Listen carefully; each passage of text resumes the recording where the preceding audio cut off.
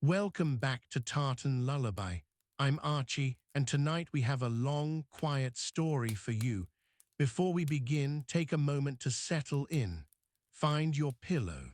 Soften your shoulders. Let the day go. Tartan Lullaby tells slow stories of Scotland. Real places, real years, real people, told gently enough to fall asleep inside. There is no music tonight, no sudden noises, no need to follow every word.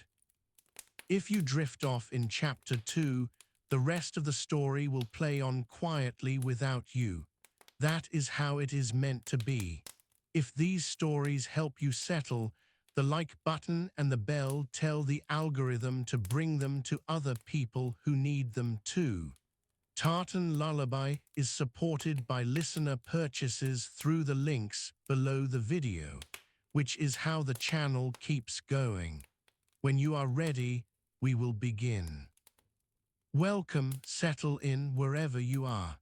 Tonight, we are going to walk through a single summer week in the small township of Treshnish, on the northwest coast of the island of Mull in the Inner Hebrides, in or around the middle of June, in the year 1840. We have walked the road to the clearances before from another glen, in Strathneva in the year 1814, and that was the warning shot of the Great Sutherland clearances. Mull in 1840 is a different shape of the same long story, told a generation later, more slowly and more quietly, with the harvest still being brought in, and the cattle still being driven up to the sheilings, and the Gaelic still being spoken at every door.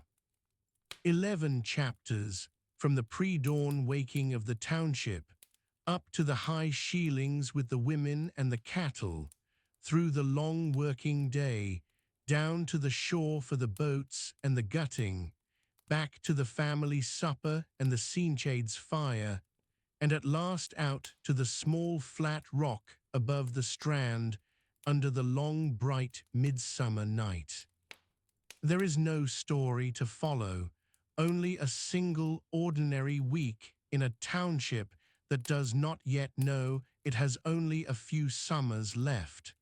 Let your shoulders drop. There is nowhere else to be.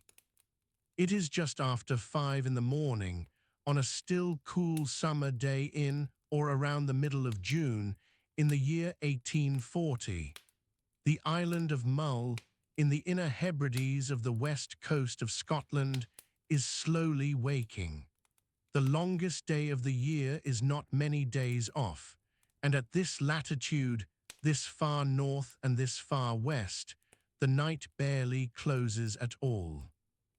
Even at midnight last night, there was a pale strip along the northern horizon where the sun never quite went down beneath it. Now at 5 o'clock, the light is already broad and clean across the western fields, although the sun itself has not yet lifted above the long ridge of Bain Roydal behind us. We are standing on the low ground of the township of Treshnish, on the northwest coast of Mull, looking out across a wide bay toward the open sea. The bay is grey and silver in the early light. Out beyond it, 2 or 3 miles off, the low dark shapes of the Treshnish Isles lie on the water, low and flat, with the strange shape of the Dutchman's cap, the small steep-sided island that looks, by its old description, like the tall round hat of a Dutch sailor, rising in the middle of the group. Behind them, far off in the southwest, on a clear morning like this one, the cliffs of Staffa are just visible as a low dark line. The sea between is calm, the tide is on the half, there is almost no wind. The township itself lies along the gentle slope above the bay. It is a small place, by the long memory of the people who live in it, although a stranger from the south might think it not small at all. By various accounts, there are perhaps 15 or 16 households at Treshnish in this year, perhaps 80 souls in all, men and women and children together. The houses are arranged in no formal pattern. They sit, each one of them, in the place where the ground is most level, where the wind off the bay is most broken, where the drainage runs away from the door. Some are alone, some sit in clusters of 2 or 3.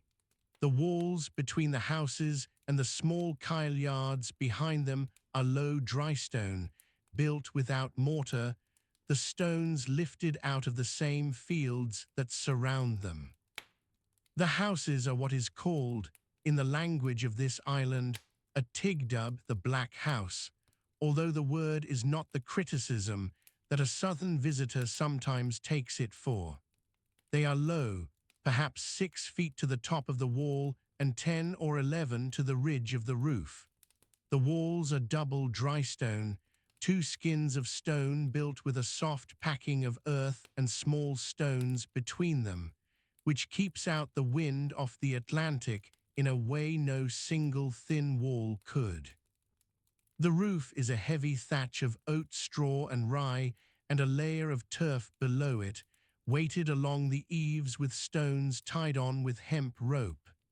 The door is low, opening straight onto the floor of baton earth. There is a small window, glazed in some houses, not in others. The chimney, in the older houses, is only a hole in the thatch, allowing the peat smoke to find its slow way out. In 2 or 3 of the newer houses, a built chimney rises through the gable.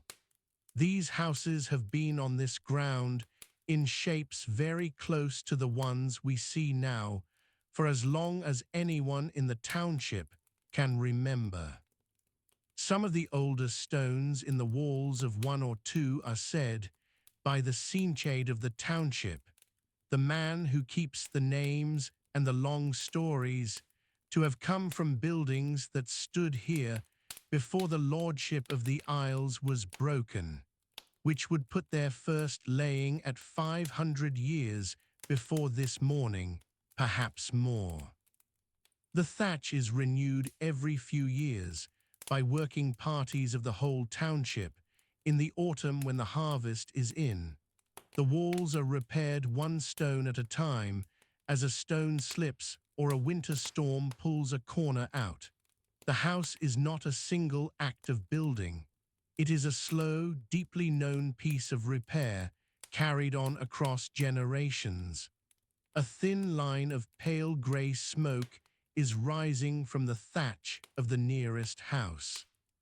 Inside, a woman has been awake for half an hour already, and the small peat fire on the central hearth, which never goes properly out from one season to the next, has been gently stirred back into life. The smoke rises into the roof space, where it finds the small open hole near the ridge, and from there it drifts up into the morning air, soft and brown and sweet-smelling. The smell of peat smoke is the first smell of any Hebridean morning. It carries far in still air, and on a calm dawn like this one, you can smell it half a mile off before you see the houses at all. Step closer to the door of the house. A small grey and white collie dog, lying across the threshold with its nose on its paws, lifts its head as we approach, considers us for a long, unworried moment, and lowers its head again. It has lived its whole life among shepherds and crofters, and is no more troubled by a passing visitor than by the rising sun. From within the house, the soft sound of the woman moving across the earth floor, a small clink of an iron pot being lifted onto a hook above the fire, a low voice in Gaelic speaking to a child who has woken too early. The child answers in a small, thin, sleepy voice and is gently told to lie down a little longer. The language spoken in this house and in every house in the township is Gaelic. It is the only language most of the older people use at all. The minister at the parish kirk a few miles inland preaches in Gaelic. The lessons given to such children as attend the small subscription school in the township, a mile to the east, are given in Gaelic, although the master tries, by various accounts, to introduce a little English as well. The bard who recites in the long winter evenings recites in Gaelic. The names of the fields, the names of the rocks along the shore, the names of the small streams that come down from the hill, the names of the cattle by their colour and bearing are all in Gaelic. There is in this township no other tongue at home. The light is broadening. Look up the slope toward the long ridge of Bain Roydal. The sun has not yet lifted above it, but the sky over its crest is now bright and pale, and the first long shadow of the ridge is laid out across the upper fields like a great dark cloth being slowly drawn back. In the lower fields below us, the bearer barley is standing about knee-high, still green, but with the first soft yellow tinge along the top of the heads where the grain is beginning to fill. The potato beds, on the lazy beds, the long raised ridges that the men have built up with creels of seaweed from the shore, are dense with the dark green tops of the haulms. The crop will not be ready for lifting until late August or September. For now, in mid-June, the work in the fields is the weeding and the watching. A man comes out of the door of the second house, stretching in a long, unhurried way. He is perhaps 40, with the broad shoulders and the slightly bent back of a man who has carried creels of peat and seaweed and dragged nets and pulled lazy beds since he was a small boy. He is wearing a coarse linen shirt, dark trousers of homespun wool, and his feet are bare. He looks up at the sky, at the sea, at the cattle moving in the lower fold, and then he turns to call something back through the open door. A young woman, his wife perhaps, replies from within. The dog at the first house gets up and trots over, low and silent, and falls in behind him. The man is making his way down toward the cattle fold at the lower end of the township. The fold is a rough enclosure of drystone built into the slope, with a single opening that can be closed at night with a few thorn branches laid across it. Inside it, perhaps 30 head of small dark Highland cattle are standing, beginning to shift, beginning to move toward the gate. They are the township's wealth. They are the wealth of every township along this coast. The cash crop, the kelp that the township used to burn for sale on the shore, is 15 years gone in this year, by the long memory of the older men, since the price of kelp collapsed in or around 1825, after the Parliament in London changed the duties that had kept the Hebridean kelp trade going through the long French wars. The cattle are what remains. They are the rent when they are sold at the autumn tryst. They are the milk all summer. They are the butter and the cheese all winter. For a moment, stand in the wide, cool morning with the smell of peat smoke and the smell of cattle and the soft, far smell of the sea coming up the slope.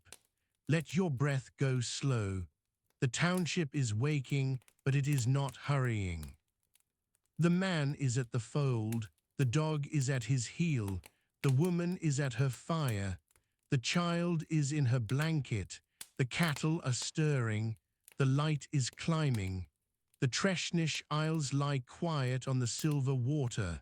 All is well at Treshnish on this calm summer dawn. All is well. It is just on 6 o'clock now. The sun has at last lifted clear of the long ridge of Bain Roydal behind us, and a soft, warm yellow light is falling on the upper slopes of the township. The shadows are still long, drawn out across the fields, but they are clean shadows now, and the chill of the night is beginning to lift off the ground. A thin layer of dew lies silver on the bare barley and on the long meadow grass that fringes the lazy beds. As we walk, the grass darkens behind us where our passage has knocked the wet from the blades. The cattle are out of the fold.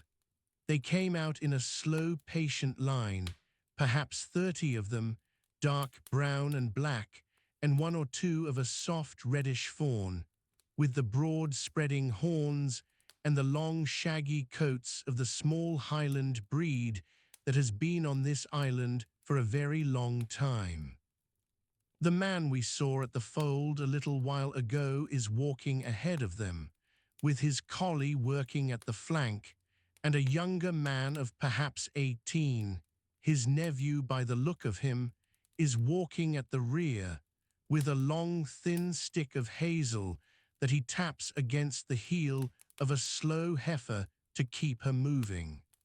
The cattle are not going to the lower pasture by the bay. They are going up.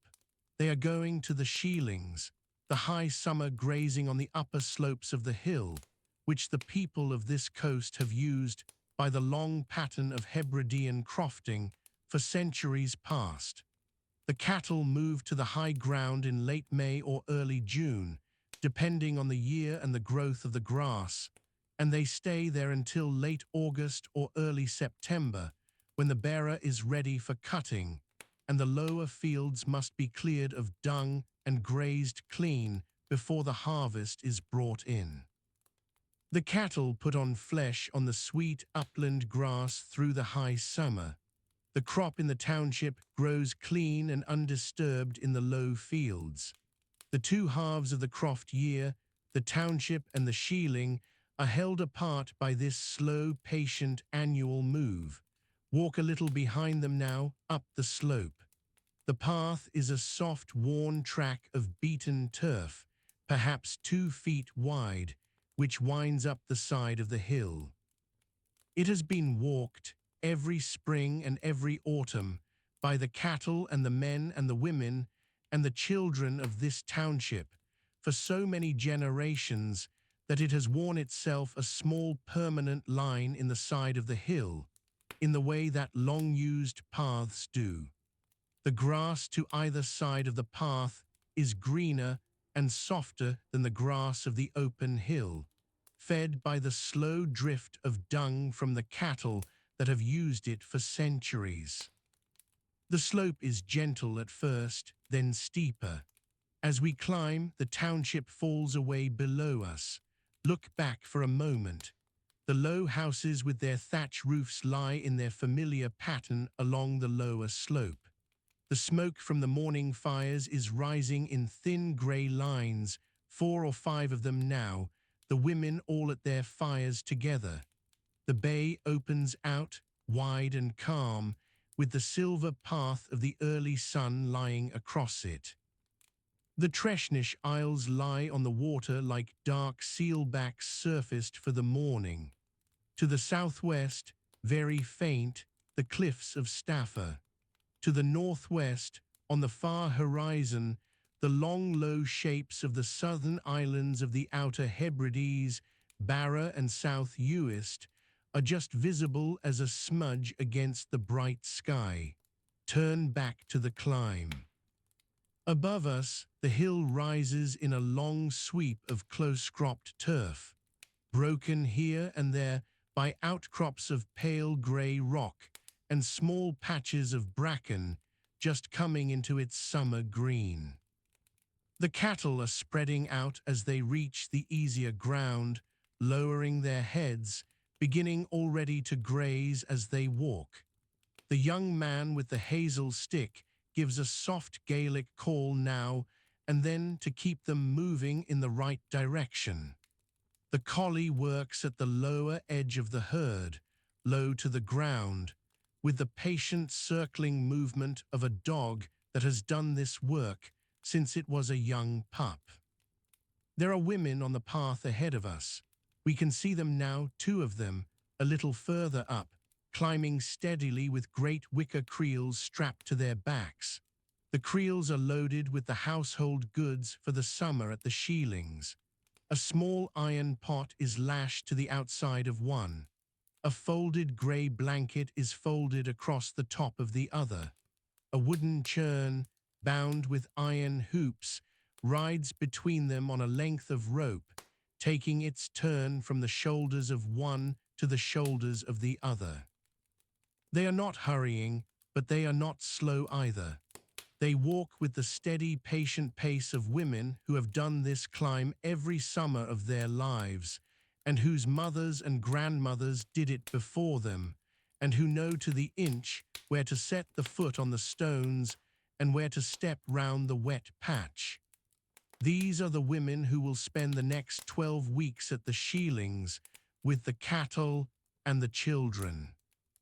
Most of the women of the township will go up at some point in the season.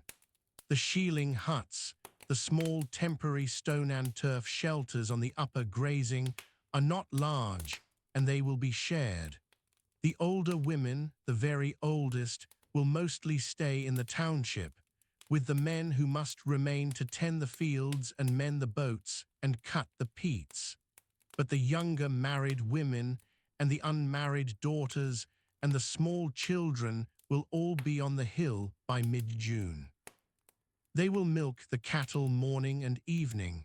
They will make the butter and the cheese. They will bake small cakes of oat and bearer on the iron griddle. They will gather the wild herbs that grow only on the high ground. They will sing the old songs around the small fires at evening. They will be, for these 12 weeks, a community of their own.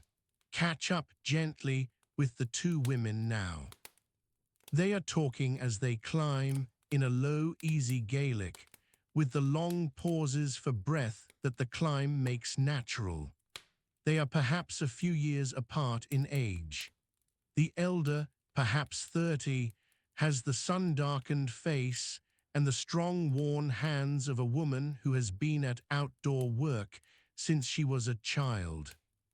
She wears a long, heavy skirt of homespun wool dyed a soft brown, with the lichen the women of the island gather along the shore, an apron over it of plain, undyed linen, and her hair is bound up under a clean white cotton cloth tied at the back of the neck. Her feet are bare. The younger, perhaps 23, is her sister-in-law and is wearing very much the same dress, though the cloth on her head is a soft blue checked pattern brought back by a brother who went to Glasgow last winter for work. She too is barefoot. The boots will go on the feet, by the long custom of the women of this coast, only in the worst weather or for the kirk on the Sabbath. The conversation drifts past you in fragments of Gaelic that you may or may not catch. The elder is talking about a goat that has been losing condition through the spring, and whether to leave her on the lower pasture or risk her on the upper. The younger is telling her about a letter that her brother wrote home from Glasgow, where he is working in a sawmill for the summer, in which he said that the wages were better than he had been led to believe, but the food, by his account, was very poor, and the men in the boarding house drank more than was good for any of them. The elder laughs softly at this, and says, in the way of women who have heard such reports of cities for many years, that the men of Glasgow have always drunk too much and probably always will. The younger laughs in turn. The path swings round a small shoulder of the hill. The township is gone now from sight, hidden by the curve of the slope below us. Ahead of us, the path climbs more gently, and the upper shoulder of the hill opens out into a wide, flat saddle of close-cropped turf, with a small, clear burn running across it and a scattering of low grey stone shapes set against the lee of an outcrop. These are the Sheelings. We will reach them in another 20 minutes. For now, pause for a moment on the path. The morning sun is full on the slope. The grass is still wet with the dew. A skylark is rising somewhere above us, with the small endless silver song that the lark gives only in flight. The cattle are spread out below us, grazing as they climb. The two women are a little ahead. The man with the dog is a little behind. The young man with the hazel stick is moving with the rear of the herd. Let your breath go slow. The climb is patient. The morning is calm. The cattle know where they are going. The women have done this every summer of their lives. The path has been walked for hundreds of years and will be walked for at least one more summer in the same patient way. There is no hurry. The hill is wide and quiet, and the lark sings overhead. All is well on the path to the Sheelings on this clear summer morning. All is well. It is now mid-morning, perhaps 9 o'clock, and we have reached the Sheelings. We have walked slowly behind the cattle and the two women, up the long, patient curve of the path, and we have come at last out onto the wide, flat saddle of high ground that lies in the lee of the upper ridge. The wind is a little stronger here than in the township below, but it is a soft, warm wind, full of the smell of the wild thyme that grows along the dry patches in the turf, and the small white flowers of bog cotton that nod in clusters along the edges of the wet ground. The Sheelings themselves lie scattered along the lee of a low outcrop of grey rock that breaks out of the hillside. They are very small. There are perhaps 7 or 8 of them in this group, although the people of the township call this whole patch of high ground by a single Gaelic name, an old name that has been on the place for as long as anyone knows. Each Sheeling is a low hut, perhaps 8 feet long and 6 feet wide, built of rough stones laid in courses, with a roof of turf laid over a frame of rough timbers and weighted down at the eaves with more stones. The walls are perhaps 4 feet high. The door is so low that a grown person must bend nearly double to enter. There is no chimney. The smoke from the small peat fire inside, when one is lit, finds its way out through gaps in the turf roof and through the open door when the wind is right. These huts are not built afresh each year. They are repaired each year.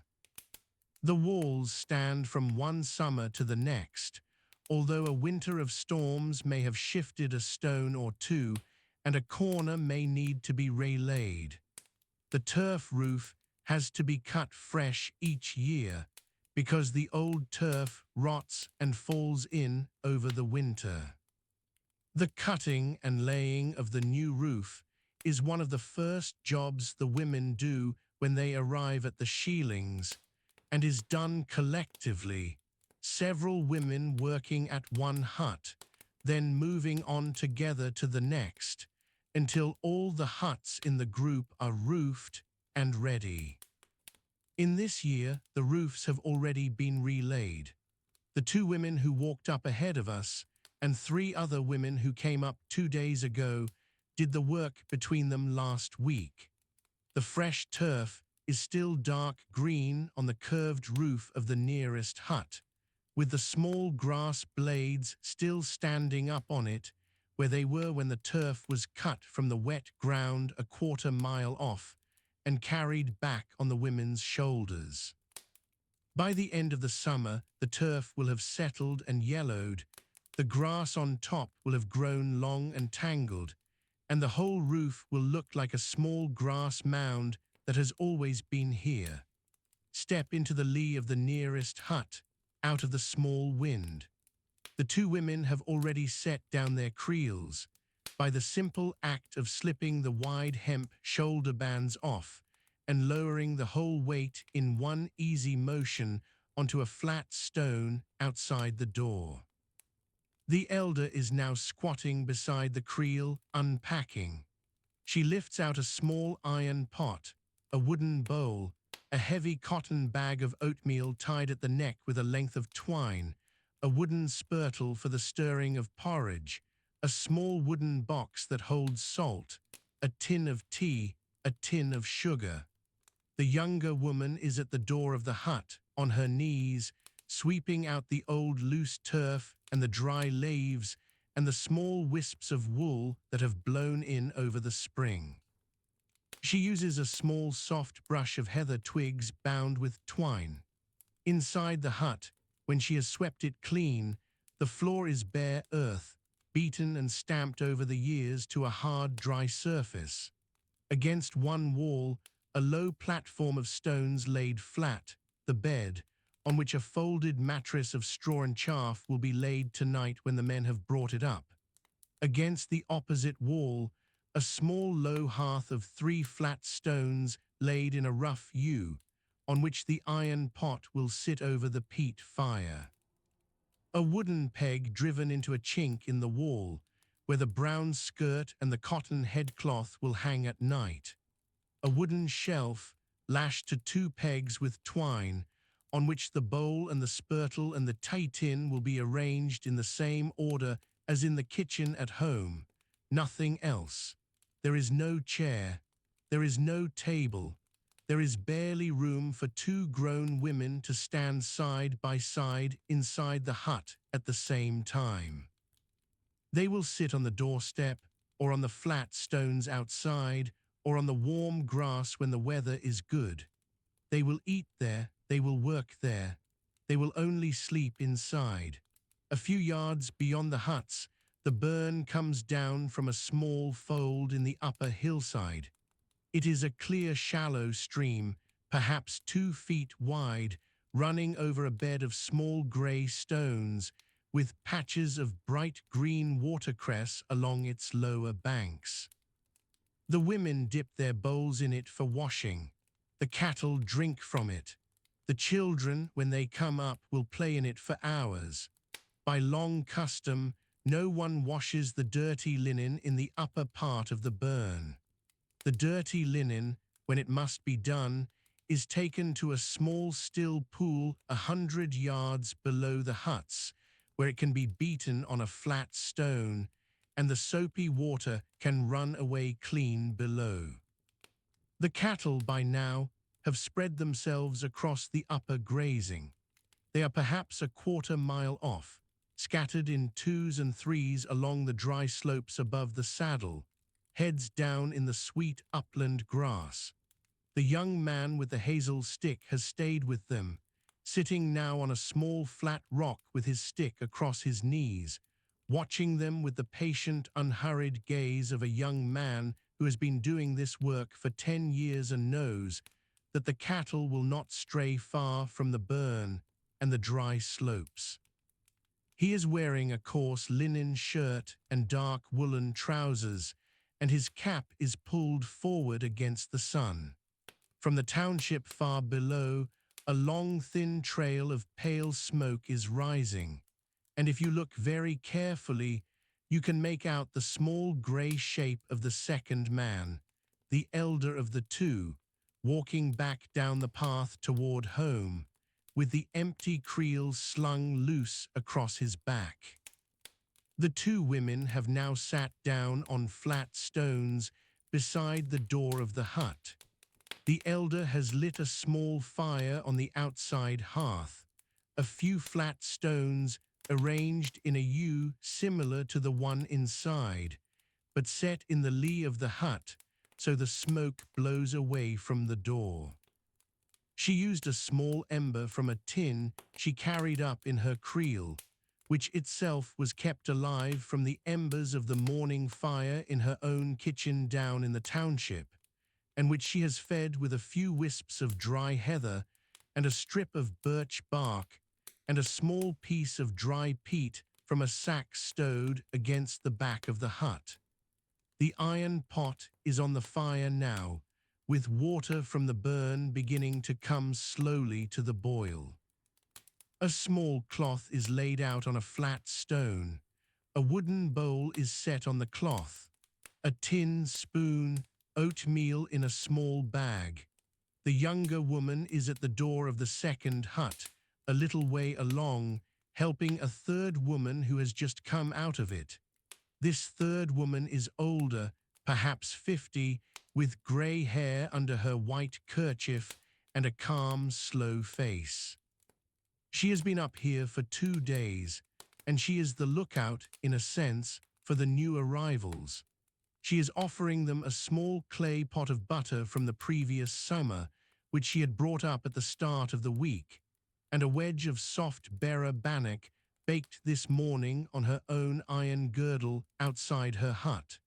The younger woman accepts with both hands and the old soft Gaelic word for thanks, and bears the gifts back to the elder at the fire. Sit yourself down in your mind on the warm, dry turf with your back against the wall of the hut. The grass is short and springy. The peat smoke is sweet. The sun is now warm on the side of the face. The wind moves the long, thin stems of the bog cotton in the wet patches a little way off. The cattle are quiet. A skylark is still singing somewhere very high. A faint humming sound, very gentle, very pleasant, comes from a small cluster of clover heads a few feet away, where a single bumblebee is at work. The women begin to talk. The talk is low and easy, the way women talk when there is no man to listen and no urgency to push the conversation. They talk about the path on the way up, which has a wet patch that needs a stone laid. They talk about the goat that has been losing condition. They talk about a little child of the elder woman's sister who has been coughing through the spring. They talk about a piece of cloth that the younger woman is weaving on the loom in the township, and which she will finish, with luck, before the autumn. They talk quietly about the news from Ulva, the small island that lies a few miles to the south of Mull, where by various accounts that have come across in the last fortnight, the laird, a certain MacDonald who is by report a difficult man to work for, has begun to speak of clearing the smaller townships for sheep. The elder shakes her head slowly and says, in the way of older women in this island, that the talk is always there, that it has been there for years, that it does not always come to action. The younger woman is quiet and looks down at her hands. The old woman from the second hut, who has come over to join them, lowers herself onto a flat stone with a small grunt and pours herself a cup of the tea. She has heard the conversation as she crossed the few yards. She does not add to it. She takes her tea. She looks up at the cattle on the upper slopes. She says in a slow, even voice that the calving has gone well this spring, that there are 6 new calves at the township, and that all of them are doing nicely on the high pasture, and that whatever the lairds talk of in their drawing rooms in Inverary, the cows of Treshnish do not yet know they are not welcome on this hill. The elder smiles a small, slow smile. The younger laughs quietly in a way that has a little relief in it. For a moment, let the wind move past, soft and warm with the smell of thyme and clover. The peat smoke drifts away over the turf. The cattle graze. The lark sings. The 3 women sit together with their tea and their bannock and their old butter, and the patient, slow talk of the morning settles among them. Let your shoulders go heavy. The sheilings are full of slow, practiced hands. The work of the season is in good order. The cattle are calm. The grass is sweet. The lairds talk in the south, but the cattle do not yet know it. All is well at the Sheelings on this clear summer morning. All is well. It is late morning now, perhaps 11 o'clock. The sun has climbed well into the southern sky, and the shadows have shortened, drawn in close to the bases of the houses and the small stone walls. The dew has long since burned off the grass. A soft, warm wind comes up from the bay, lifting the corners of the washing that has been hung out on the line behind the third house and dropping them again. We have walked slowly back down the long path from the Sheelings, with the cattle still grazing high above, and we have come into the heart of the township at the working hour of the morning. The township at this hour is quiet but not still. The men who are not at the Sheelings and not at the shore are working in the lower fields. Two of them are on the lazy beds, the long raised potato ridges, with hoes in their hands, working slowly along the rows, lifting the weeds that have come up between the haulms in the last fortnight of warm weather. They are not hurrying. The weeding will take all morning, and there is no reason to push it. They are dressed in the same coarse linen shirts and dark trousers we have seen on the men at the cattle fold, and like those men, they are barefoot. The earth on the lazy beds is soft and warm under their feet. A small black and white collie, the sister of the dog we saw on the path, is lying in the shade of a low stone wall at the edge of the field, watching them.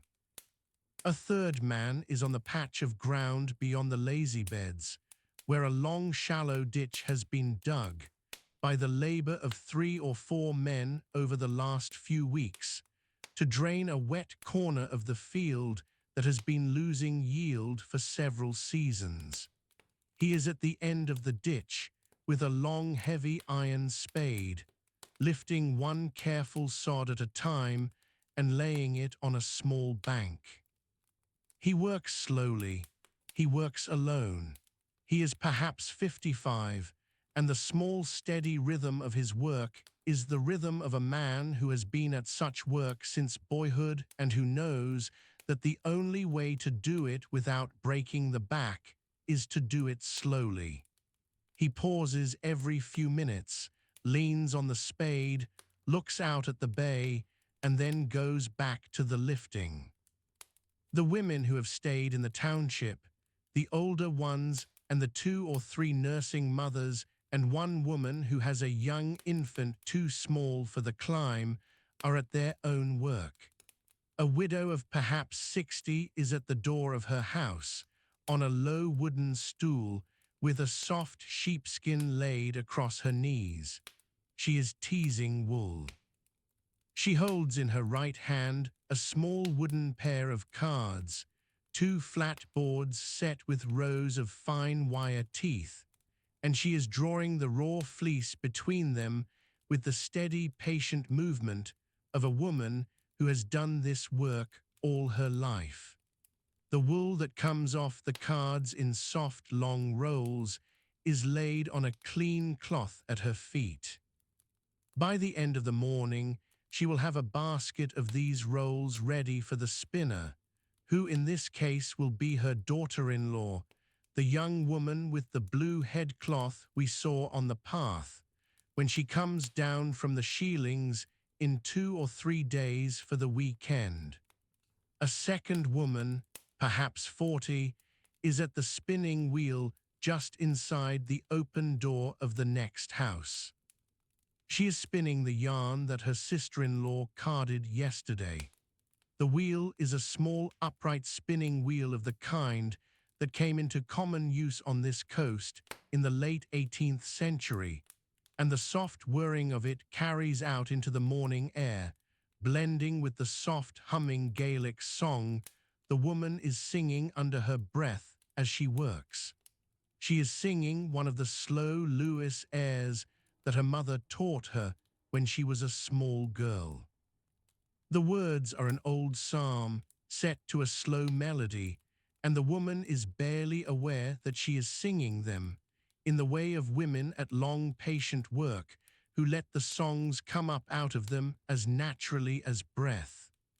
A third woman, the youngest of those in the township this morning, is at the small kyle yard behind her house, on her knees in the soft brown earth, weeding the early greens. The yard is no more than a few paces square. It holds a few rows of kyle, the hardy curly green that has been the standby vegetable of every croft on this coast for centuries, and a few rows of nettles, which the women of this island gather in the spring for soup and for the dyeing of wool, and a single row of onions, which the woman has tried this year for the first time, having had a few sets given her by a sister who married a farmer on the mainland near Oban. The onions are small, but they are coming on, and she pulls weeds round them with a small, careful satisfaction. Walks slowly along the line of the houses. At the door of the fourth house, an old man is sitting in the warm sun on a low stone bench that has been set against the house wall, perhaps 50 years ago, for exactly this purpose. He is mending a creel.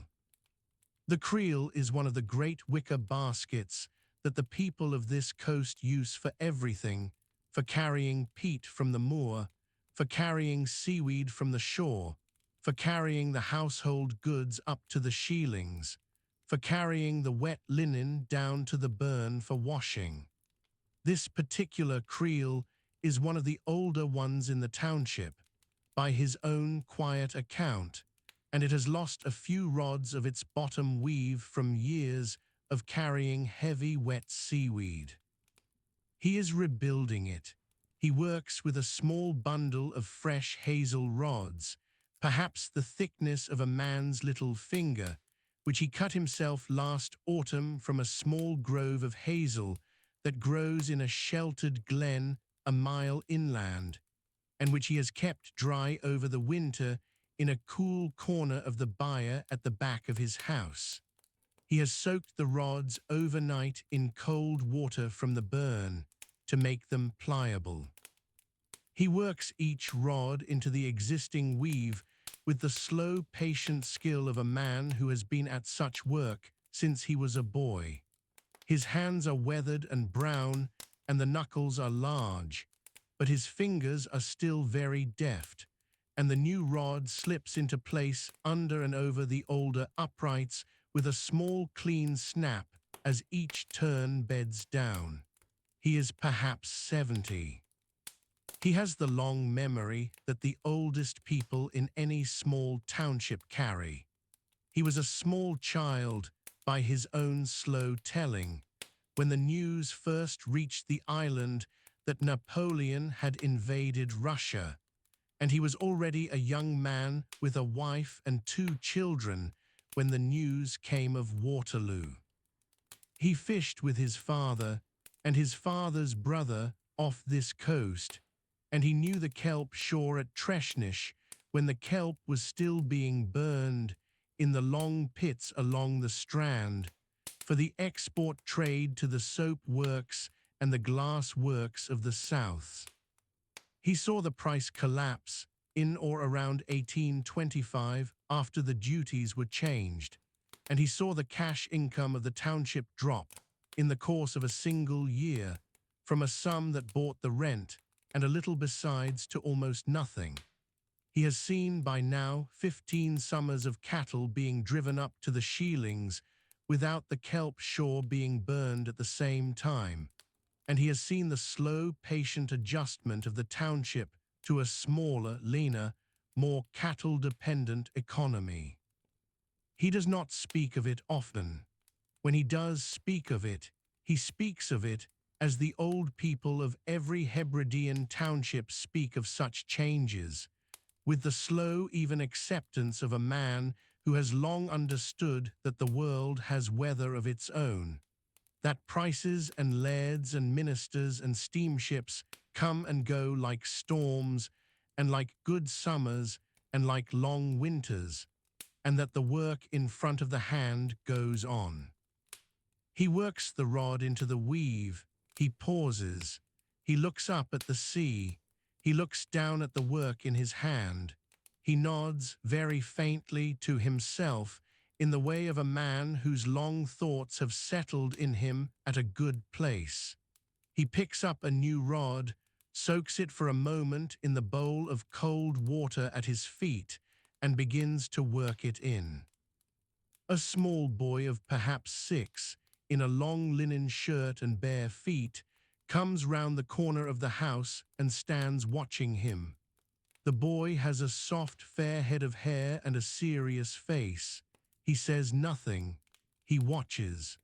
The old man, after a long minute, smiles very faintly, lifts a small piece of cut hazel from the pile at his side, and hands it gently to the child. The child takes it carefully in both hands, like a treasure, and sits down at the old man's feet to copy, with great seriousness, the slow, careful work of the long-known hands. Stand for a moment further along, in the wide, warm space of the open ground between the houses. The widow's cards make their soft brushing sound.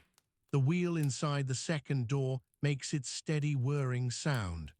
The young woman in the kyle yard makes the small soft sound of earth being lifted and weeds being shaken clean. The old man and the boy at the creel make almost no sound at all. From the lazy beds beyond, the chink of an iron hoe against a stone. From the ditch beyond that, the heavy soft thud of a spade going into wet ground. The smells of the morning are layered now. Peat smoke, soft and brown, drifting from the 4 or 5 fires that are burning low under the iron pots inside the houses. The warm, dry smell of the bearer barley in the field below. The sharp, green smell of the wet earth where the ditcher is working. The cool, clean smell of the sea coming up from the bay. The faint, sweet smell of milk warming on a hob inside one of the houses, where the second woman is going to make the family's small mid-morning meal in another half hour. Let your breath go slow. The township is at its quiet work. The old hands are mending, the young hands are spinning, the kyle is being weeded, the ditch is being dug. The boy is learning in silence at the old man's knee. The widow's cards make their soft brushing in the sun. The lazy beds are clean. All is well in the township at the working hour, in the warm summer light. All is well. It is around noon now, perhaps just past, and the sun stands almost as high as it will stand all day, low though it is even at midday at this latitude. The wind off the bay has dropped almost to nothing, and the sea is a long polished sheet of soft blue-silver, with the dark shapes of the Treshnish Isles laid out on it as if they were drawn in ink. The heat, what heat there is in a Hebridean noon in mid-June, is gentle on the back of the neck. We have walked slowly, away from the line of the houses, down the long sloping path that runs to the shore. The path takes us between 2 stone walls that mark out the lower fields. Behind one wall, the bearer barley is standing green in the sun, with the small grey moths drifting low above it that come in the heat of the noon, and the soft chirring of the small black crickets in the hot, dry corners where the wall meets the field. Behind the other wall, the lazy beds of potatoes in their long, dark green ridges, with the small white flowers of the haulms just beginning to show. The path drops gently. The sea ahead of us opens out wider with each step. The shore at Treshnish is a long curved beach of pale grey sand and small smooth pebbles, with a low rocky headland at each end. At the south end of the bay, a rough natural slipway has been worn into the rocks over many generations, and it is here that the township's small boats are kept. There are 3 of them in this year, by the count of the men. A small fishing boat of perhaps 18 feet, clinker-built, with a single mast and a tan sail, owned in common by 4 families of the township who share the catch by an old division. A second smaller boat of perhaps 14 feet, used mostly for going out for the lobster creels and for ferrying small loads across to 1 or 2 of the inner Treshnish Isles, where the men sometimes go to graze a few sheep. And a third, the oldest of the 3, a small wooden boat of perhaps 12 feet, used by the children and the older men for the inshore fishing of cuddies and saithe along the rocks on a calm summer evening. This morning, as we come down to the shore, the 2 larger boats are out. They went out at first light, with 3 men in the fishing boat and 2 in the smaller boat, and they have been working the inshore ground for the morning.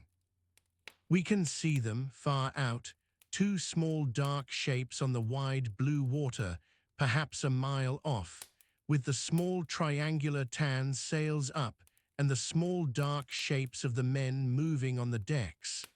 They will be in soon. The breeze, what there was of it, is dropping with the noon, and they will use the long oars to bring the boats back through the calm. The men who have stayed ashore are at the slipway. There are perhaps 4 of them, in a group, working with slow patience on the 3rd boat, the oldest.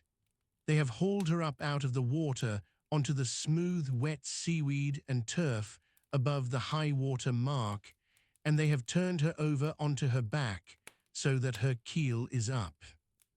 They are doing what the people of this coast call the breaming of the boat, the slow, careful job of cleaning the bottom of the weed and the barnacles and the soft growth that gathers on any wooden boat that is left in the salt water all summer, and then giving the cleaned planks a fresh coat of tar to keep them tight against the worm and the wear of another season.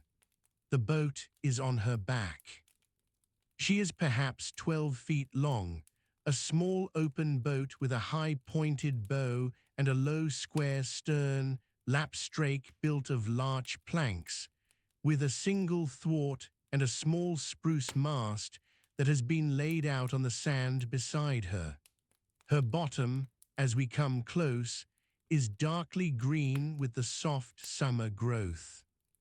The men have small iron scrapers in their hands, simple flat tools with a wooden handle that they have made themselves, and they are working slowly along the planks, lifting the growth off in long soft sheets, which fall to the sand in dark wet curls. A small wood fire is burning a few yards along the strand, in a sheltered hollow of the rocks, with a battered iron pot of pitch heating slowly above it. A long iron ladle is propped against the rocks beside the pot. One of the men is the man we saw at the cattle fold this morning. He has come down to the shore after seeing the cattle on their way up to the sheelings, and he is now at this slow, patient work with the others. He is bent over the keel of the boat, with the scraper in his hand, working in long, careful strokes. A second man, perhaps his cousin, is at the bow, doing the same work. A third, an older man of perhaps 55, is at the fire, watching the pitch. He stirs it now and then with a long stick of driftwood, lifting a little of the dark, thick liquid and letting it fall back, judging by long eye whether the pitch is hot enough yet to be ladled onto the boat. The fourth man at the slipway is a younger man, perhaps 25, who has not yet been long married.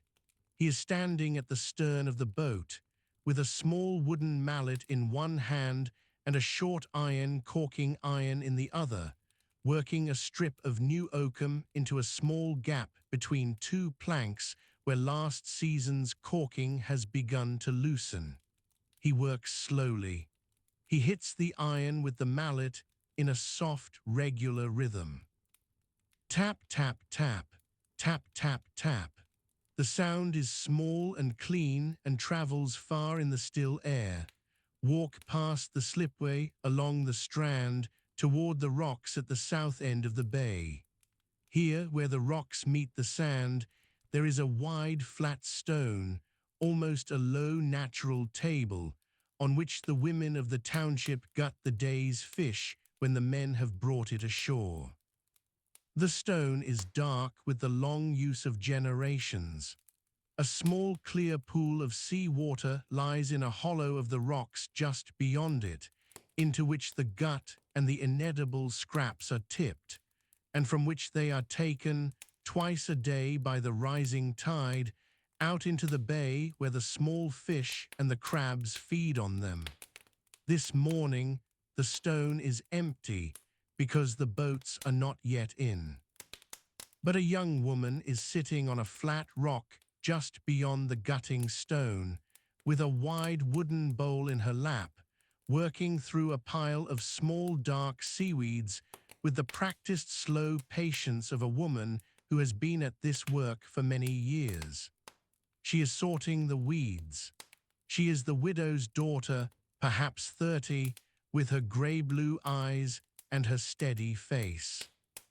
She has come down to the shore at low tide, an hour ago, with a wicker basket, and she has gathered the day's seaweeds from the rocks at the bottom of the headland. The basket sits beside her now, full of soft, wet, dark weeds. The weeds she is sorting are of three kinds. There is the broad-leaved kelp, which the township used to burn for the kelp ash, and which is still used now for the rich black mulch on the lazy beds, and which will be carried up in creels from this very strand later in the day for that purpose.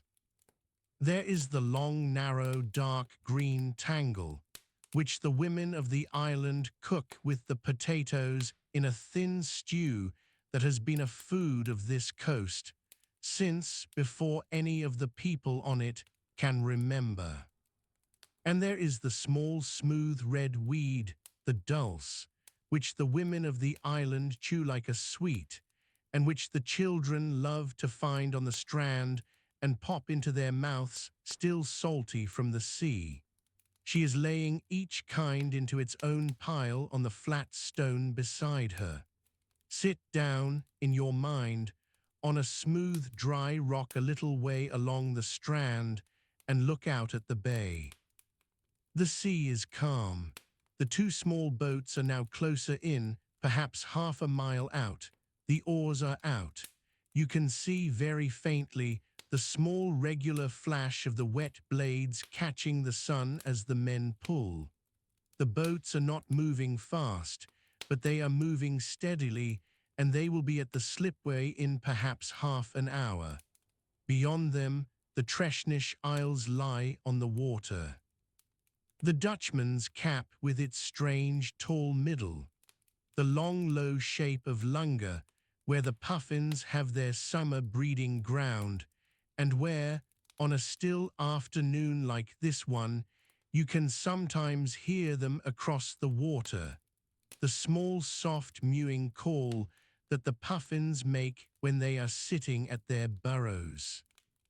Behind Lunga, the smaller flat islands of Fladder and Cairn na Barra, which were the seat of a small medieval castle of the Lords of the Isles, the ruins of which are still standing on the rocks, slowly weathering down to a few low walls.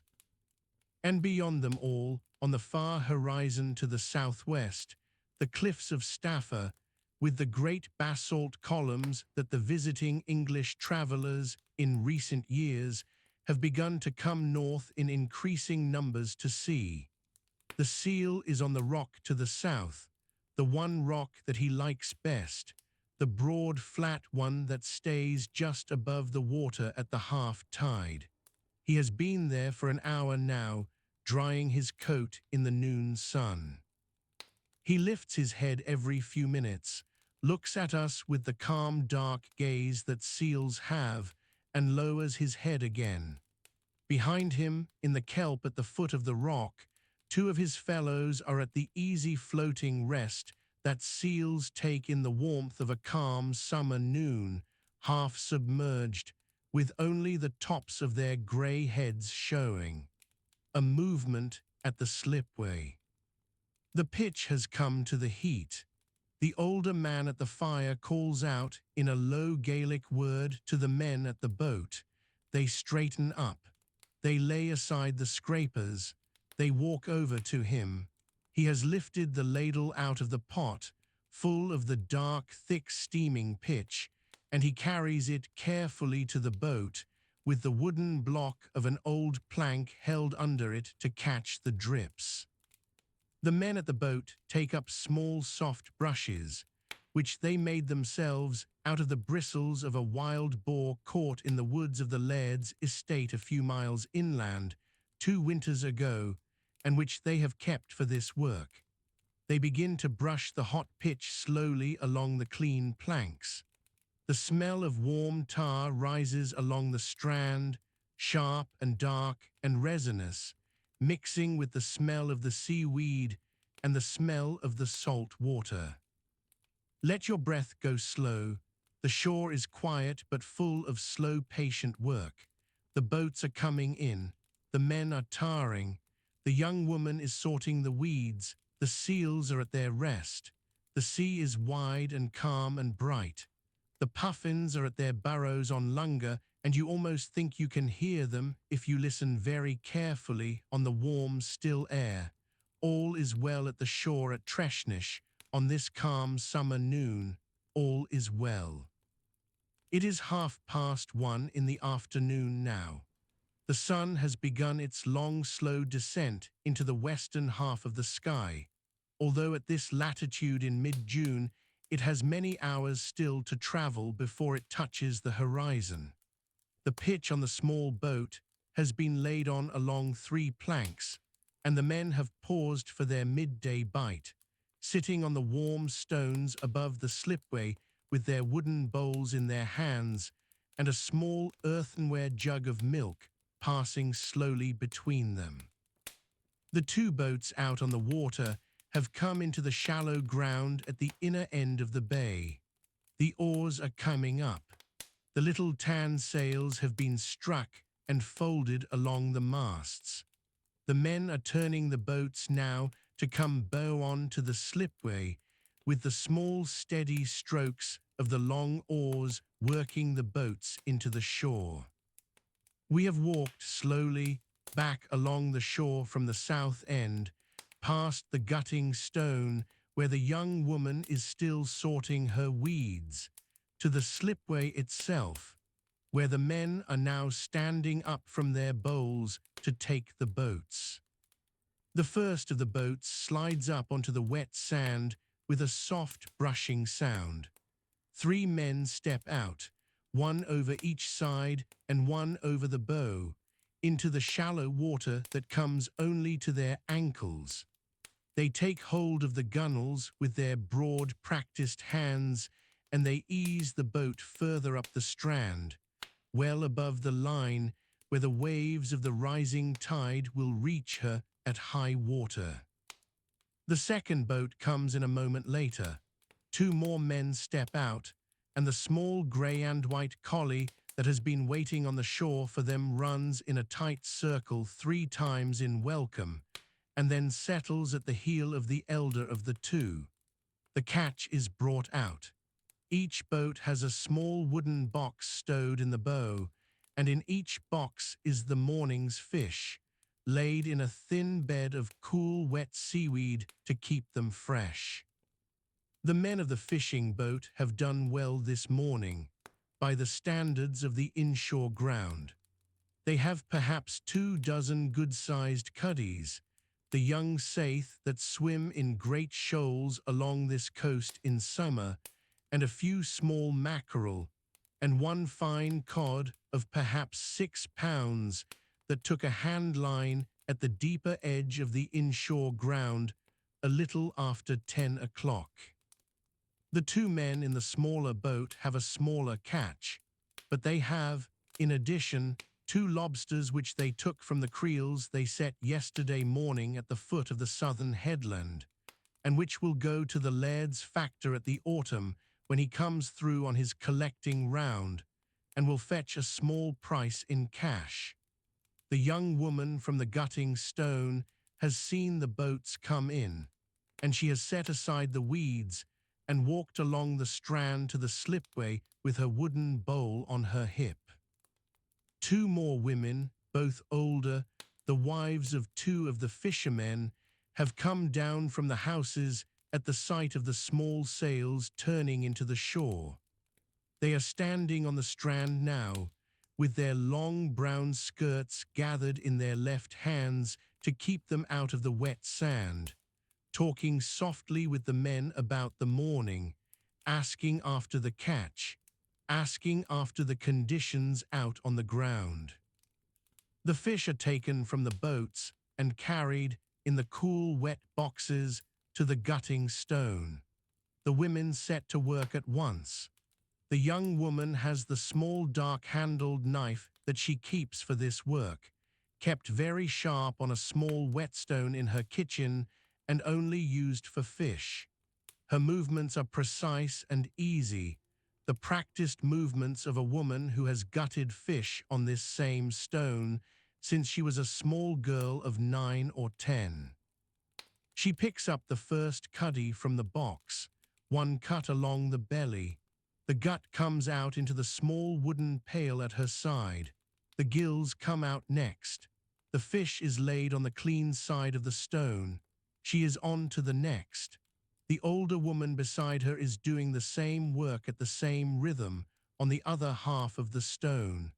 The third woman is taking the cleaned fish, laying them in rows in a flat wicker basket lined with clean rushes, ready to be carried up to the houses.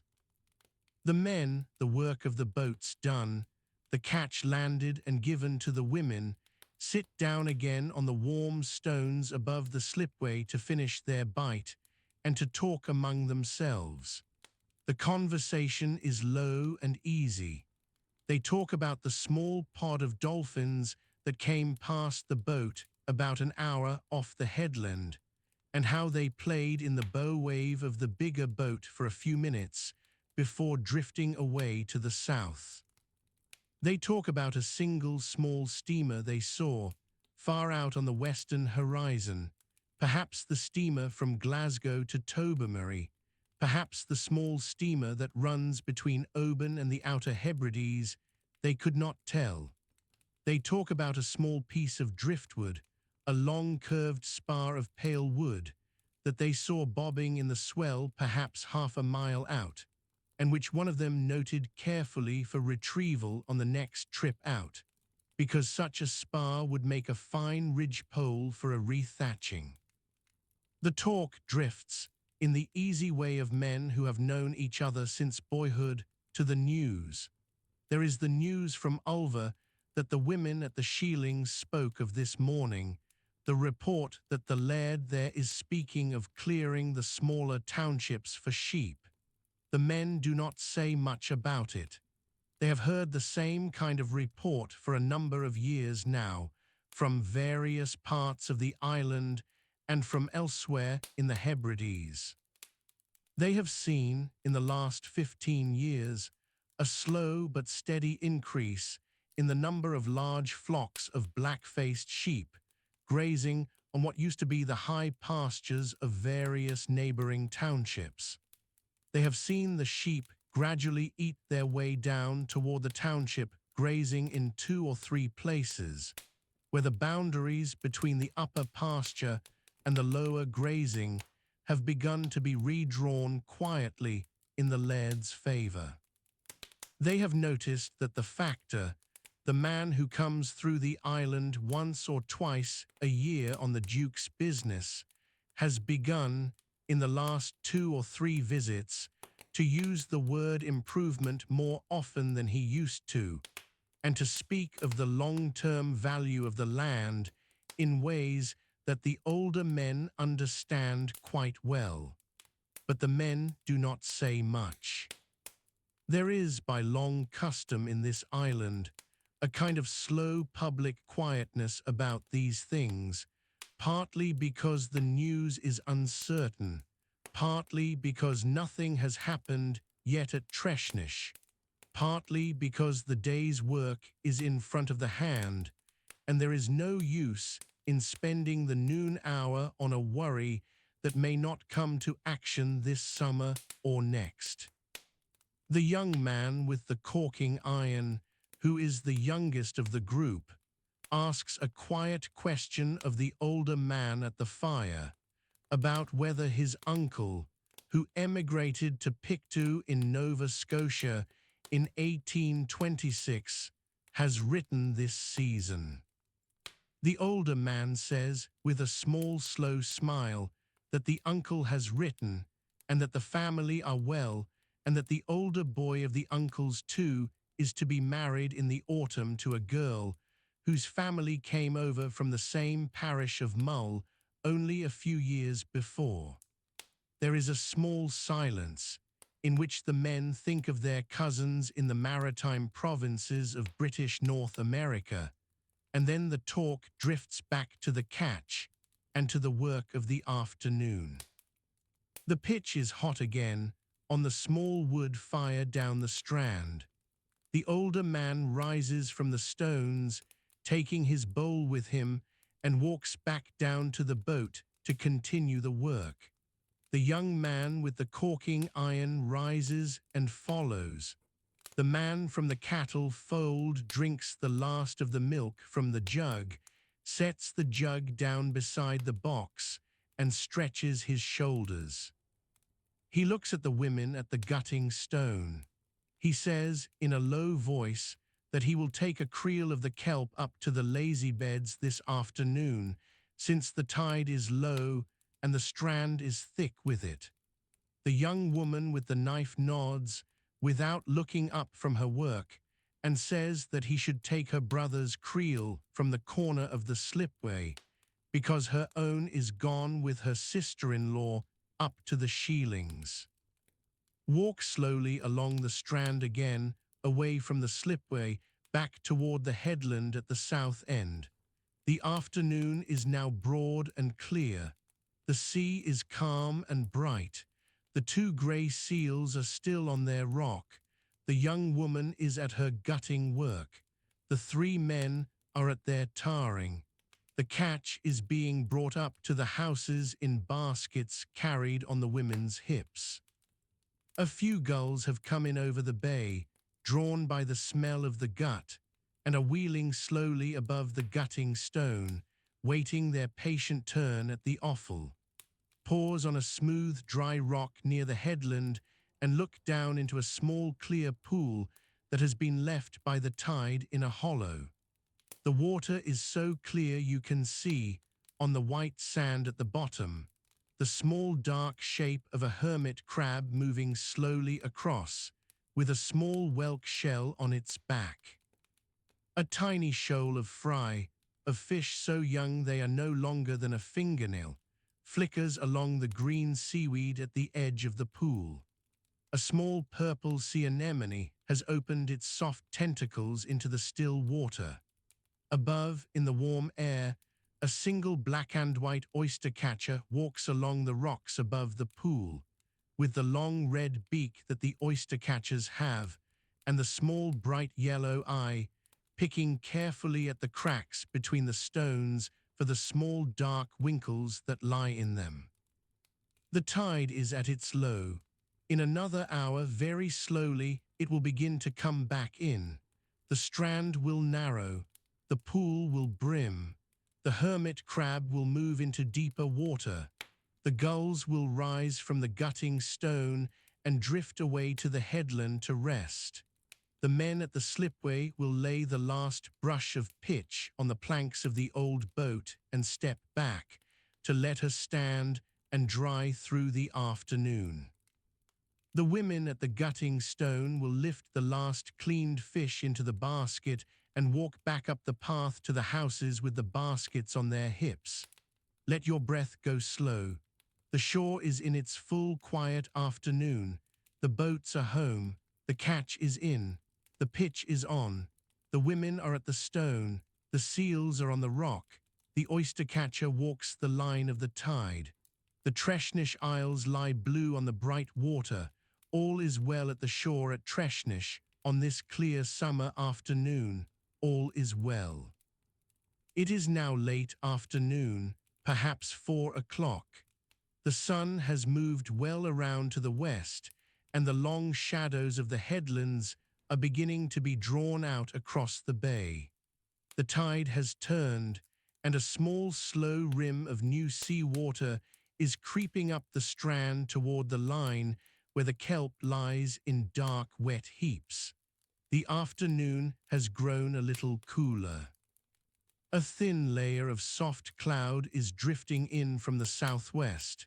The high mare's tail cloud that the older men of the township read as the promise of a change of weather in a day or two, although not, by their slow, practiced eye, of anything more troubling than perhaps a wet morning at the end of the week.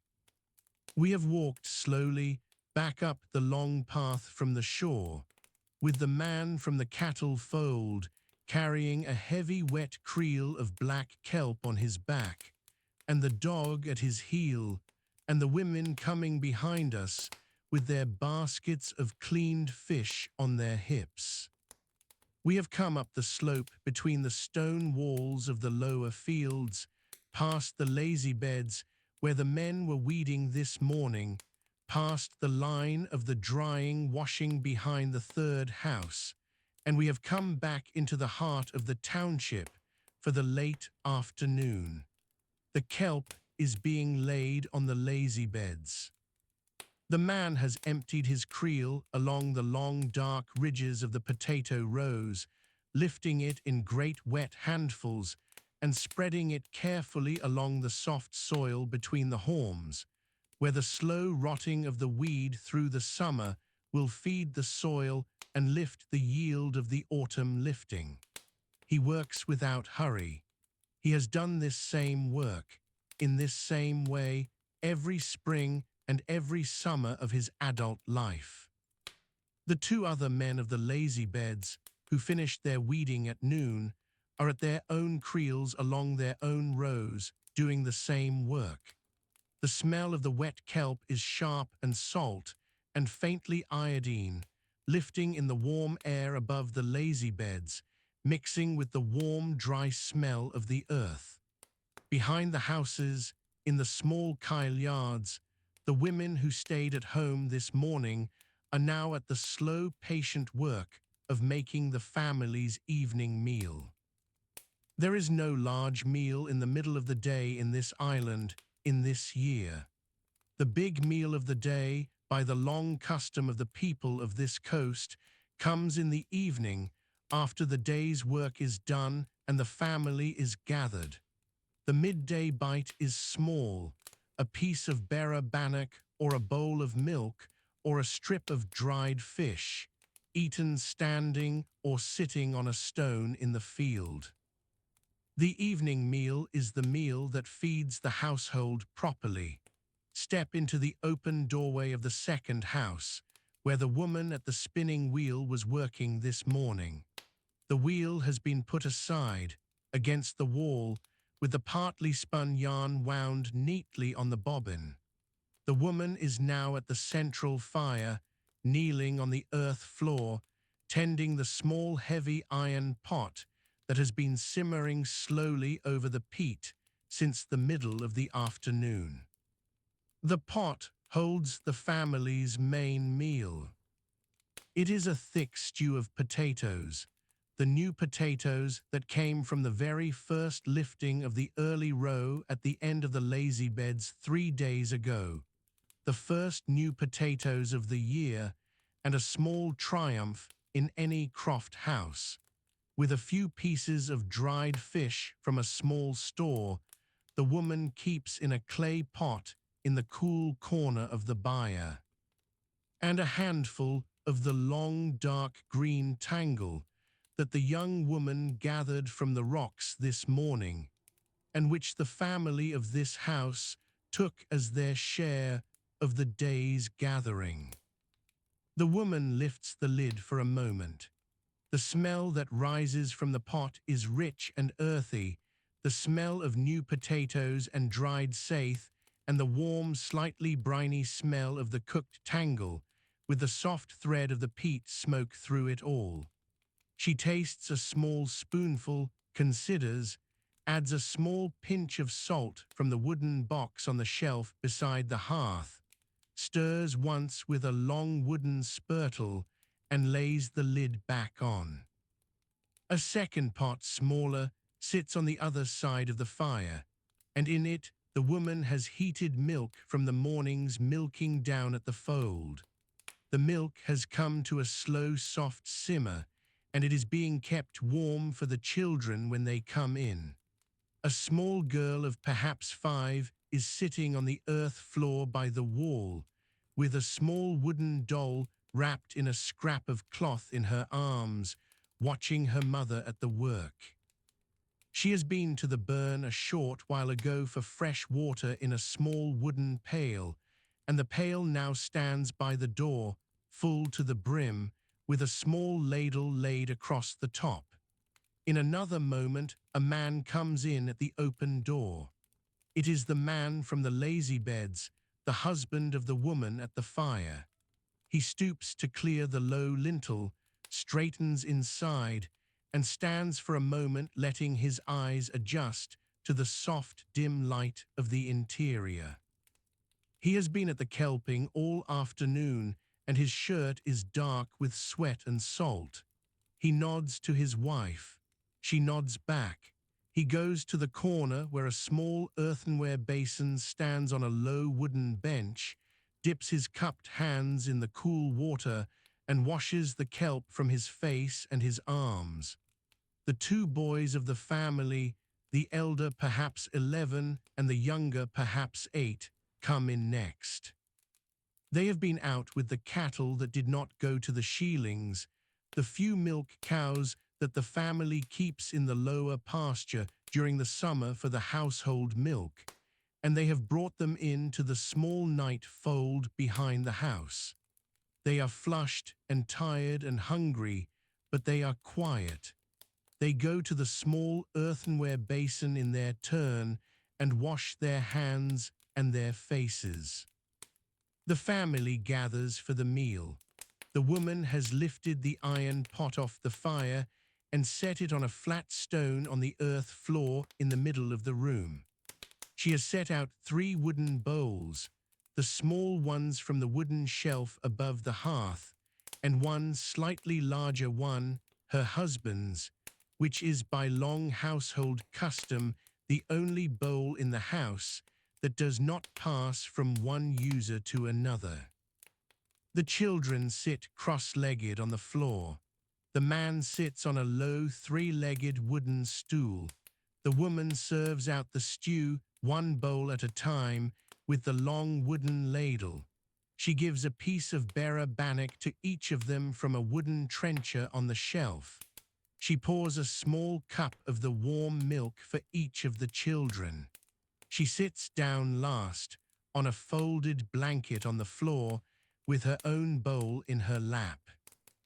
The man, in the old way of the older households of this island, bows his head briefly and says a small Gaelic word of thanks, the slow, even grace that his father said before him and that his grandfather said before that, and the children and the woman lower their heads in the same instant.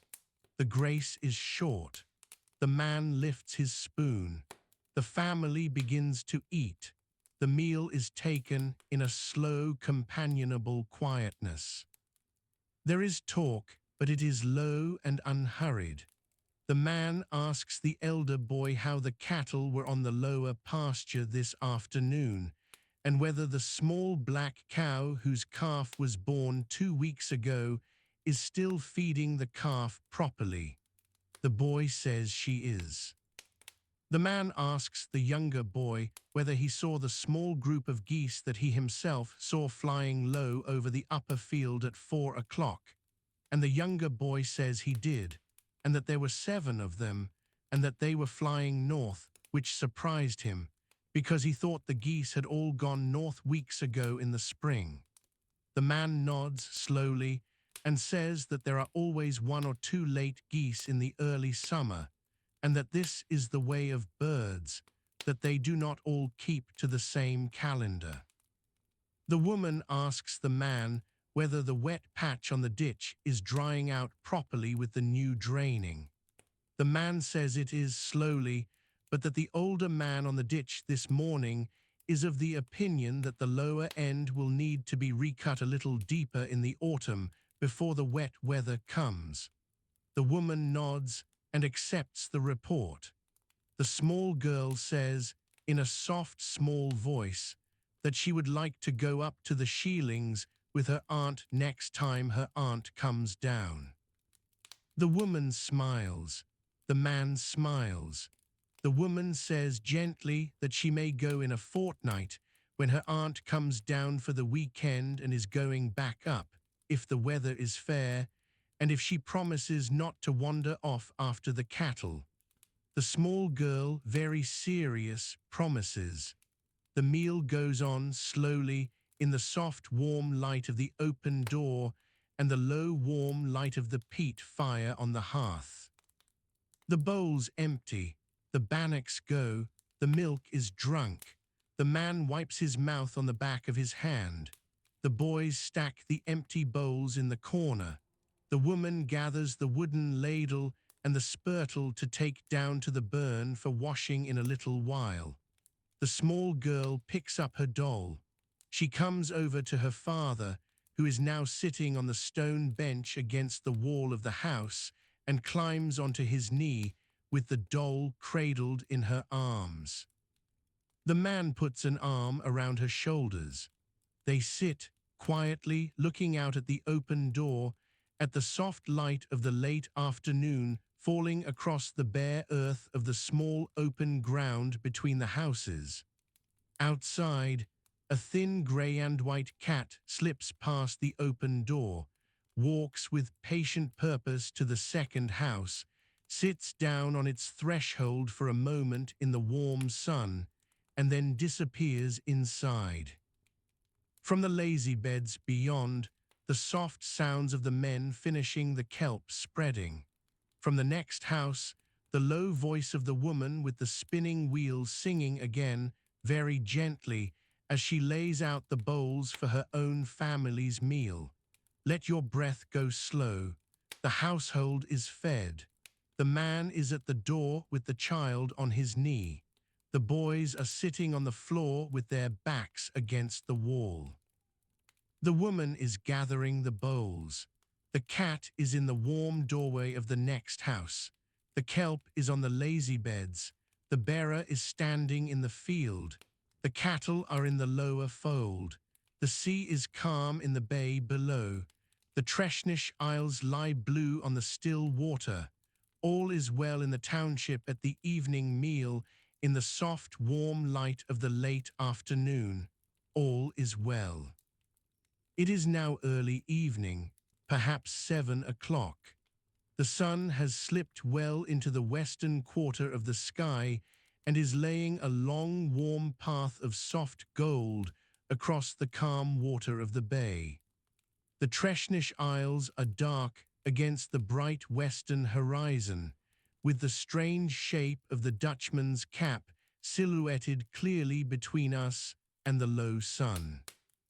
The high thin cloud that drifted in from the southwest earlier has gathered a little more substance and is laying out far overhead in a long pale wash of soft pink and lavender, with the underside of each thin streamer caught by the low light.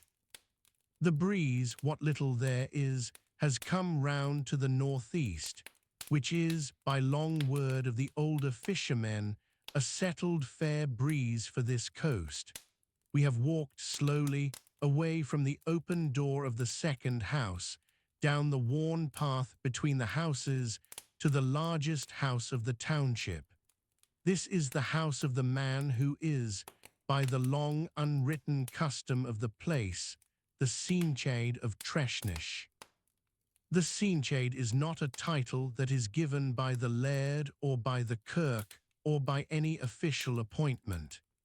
It is a place that comes to a man, sometimes to a woman, by long recognition of the township, on the strength of his memory, his deep knowledge of the names and the genealogies and the old songs and the old stories, and the steady warmth of his voice when he tells them. The Seanchaid is the keeper of the township's long memory. The bard, who is a different and related figure, is the keeper of the township's songs, and there is one in this township too, of whom we will hear later in the evening. The house of the Seanchaid is built to the same plan as the other houses of the township, but it is a little longer, and the doorway is set into the long wall rather than the gable, and inside there is a small partition of woven hazelrod work that divides off a sleeping space at one end. The kitchen end is wide and open, with the central hearth on a low stone platform in the middle of the floor, the iron crook hanging above it, and a single window with a small pane of glass in the long wall opposite the door. The roof timbers, blackened by many years of peat smoke, stand out in long dark lines against the soft yellow underside of the thatch. The Seanchaid himself is the old man we saw earlier in the day mending the creel outside the door of the fourth house. He is, in this township, both the long-memoried man who keeps the names and the patient mender of the household's working gear. He has come home now from his afternoon at the creel, washed his hands in his own basin, eaten the small evening meal his daughter made for him, and he is sitting now on a high-backed wooden chair, the only chair in the house, drawn close to the fire. The chair was made for him, by his own slow account, by his late wife's brother, a carpenter in Tobermory, perhaps 30 years ago, and it has been his chair ever since. He has a small clay pipe in his hand. He is filling it slowly with a small fingertip of tobacco from a small tin on a shelf at his elbow. The room is beginning to fill. This is by the long custom of summer evenings in the township when the weather is fair and the day's work is done, the hour at which the people of the township gather very informally at the house of the Seanchaid for an hour or two of talk and stories. It is not a formal occasion. It is not announced. The door is open. The Seanchaid is at his fire. The people of the township who would like to come, come. The people who would rather rest, rest. Tonight the room is filling slowly. The young woman from the spinning wheel has come in with her older boy. The widow of the carding has come in with her knitting in a small basket.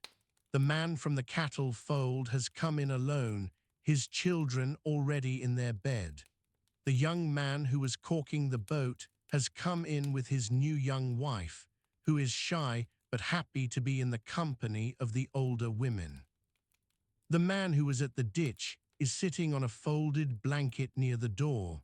There are perhaps a dozen people in the room now, not counting the Seanchaid and his daughter. The daughter, who is perhaps 35, has moved with her quiet, practiced hands and has put the kettle on the iron crook above the fire. She has lifted down from a shelf a brown earthenware teapot and a small wooden tray with a row of small white cups, and she has set them on a low stool at her father's elbow. She has gone out in a moment to fetch a small jug of milk from the cool place behind the house. She returns. She sets the jug on the stool. She kneels by the fire watching the kettle. The Sinchate draws on his pipe.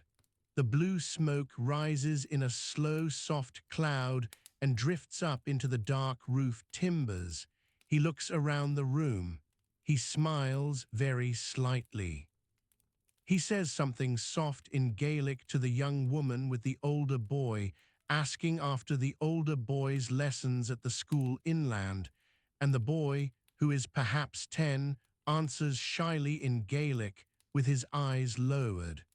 The Sinchade nods. He looks at the old widow. He asks after her sister, who is at the Sheelings tonight. She answers that the sister is well. He looks at the young man and his wife. He smiles in the way of older men at a young marriage and asks after the small house at the end of the township where they have set up their own first home together.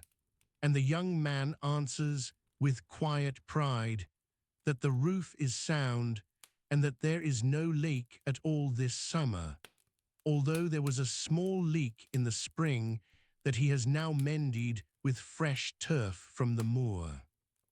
The Sinchade nods slowly, with the small approving nod of an older man at the proper repair of a young household. The talk drifts, in the slow, easy way of evening talk in such a room. There is talk about the catch this morning. There is talk about the kelp on the lazy beds. There is talk about a small repair to the wall of the cattle fold that the men noticed needs doing before the autumn.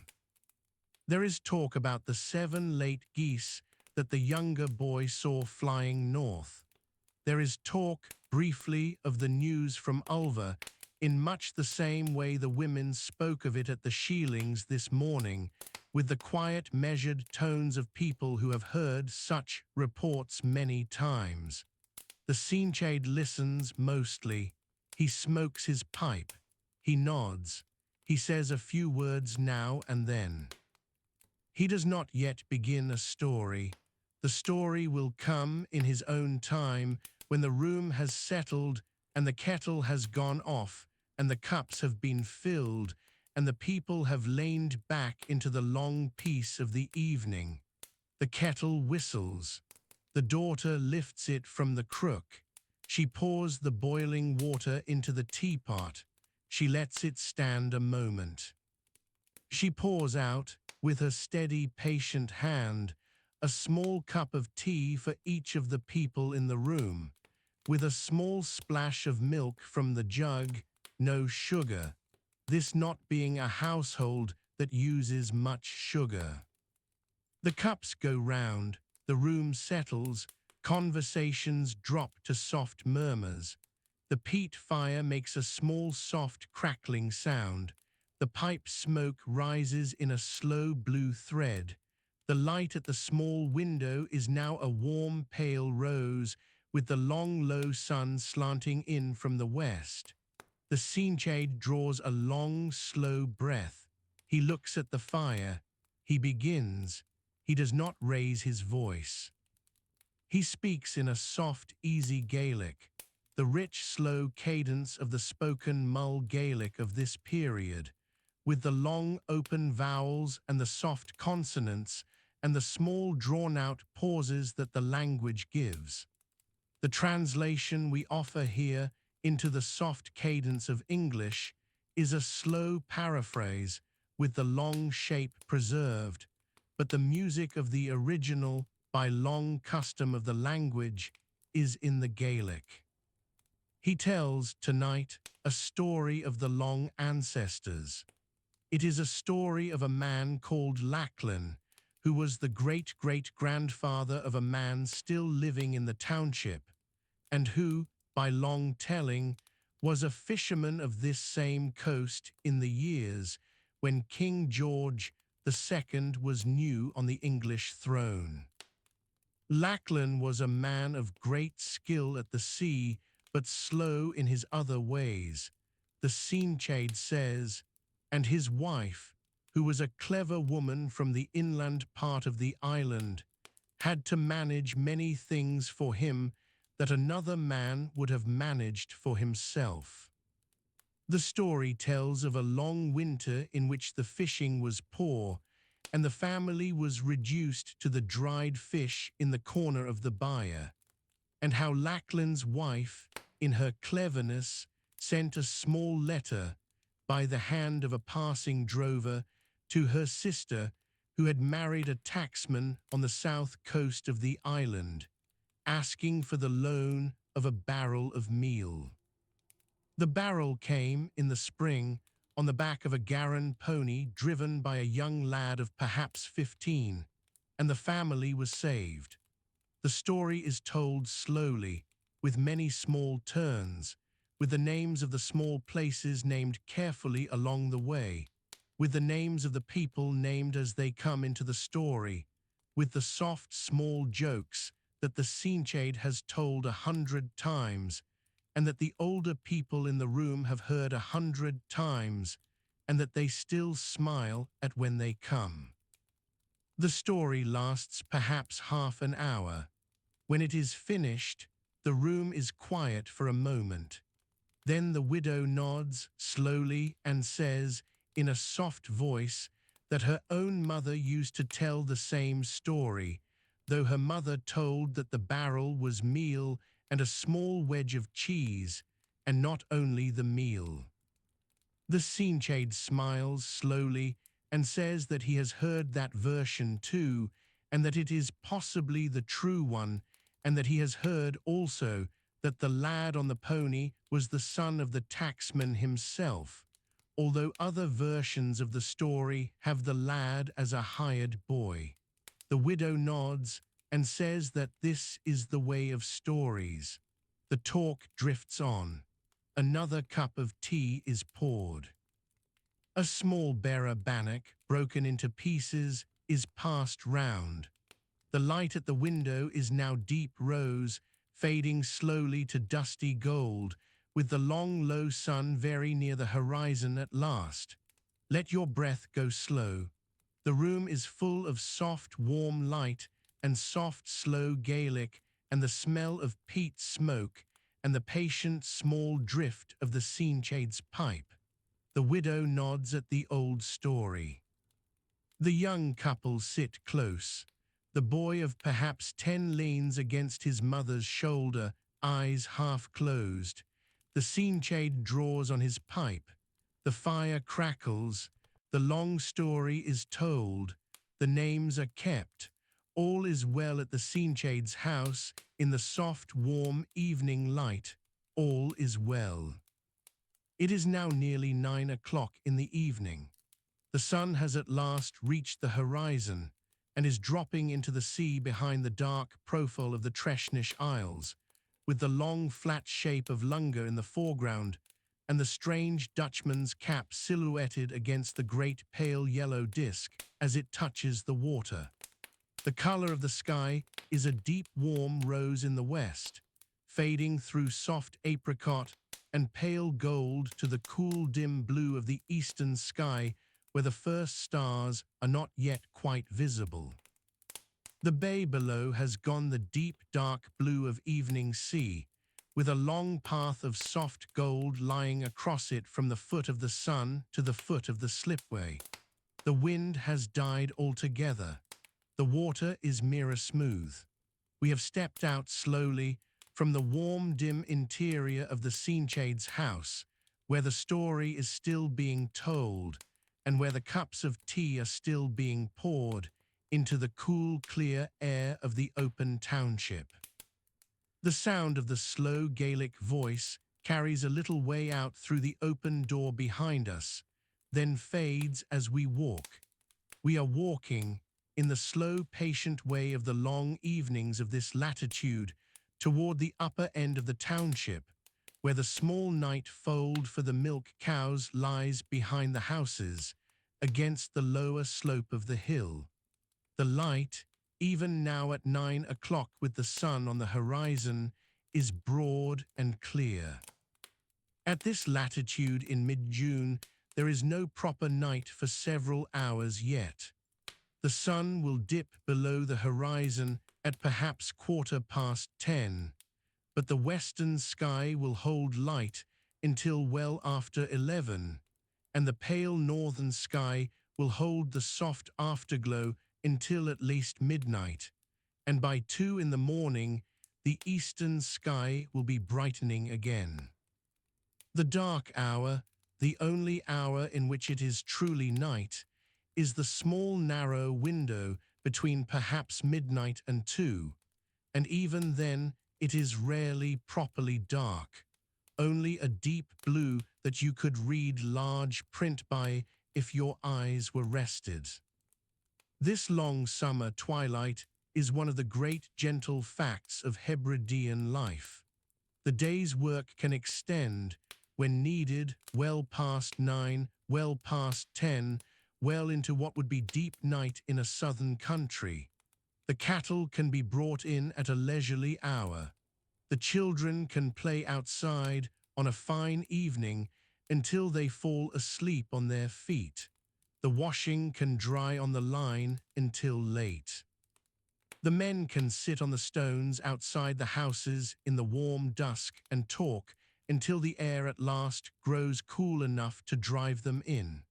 In winter, all of this is reversed.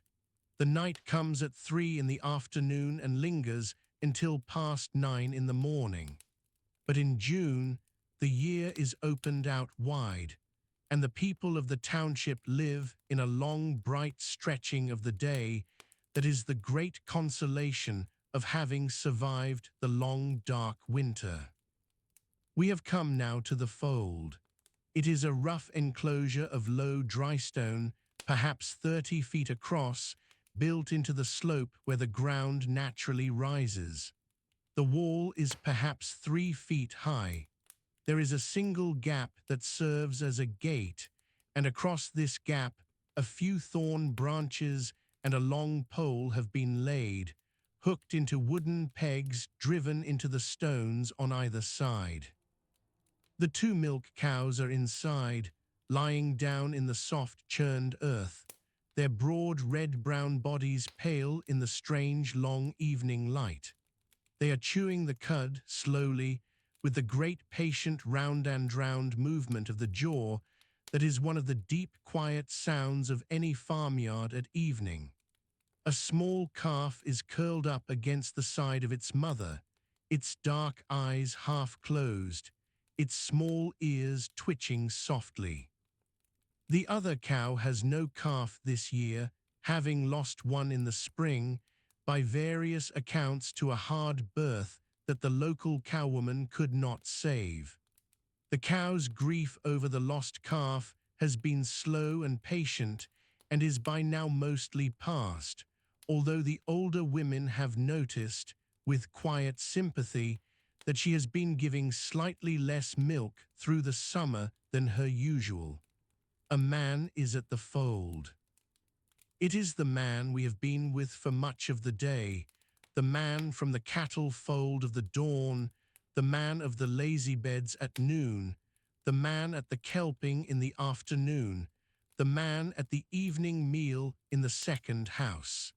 He has not yet gone to bed.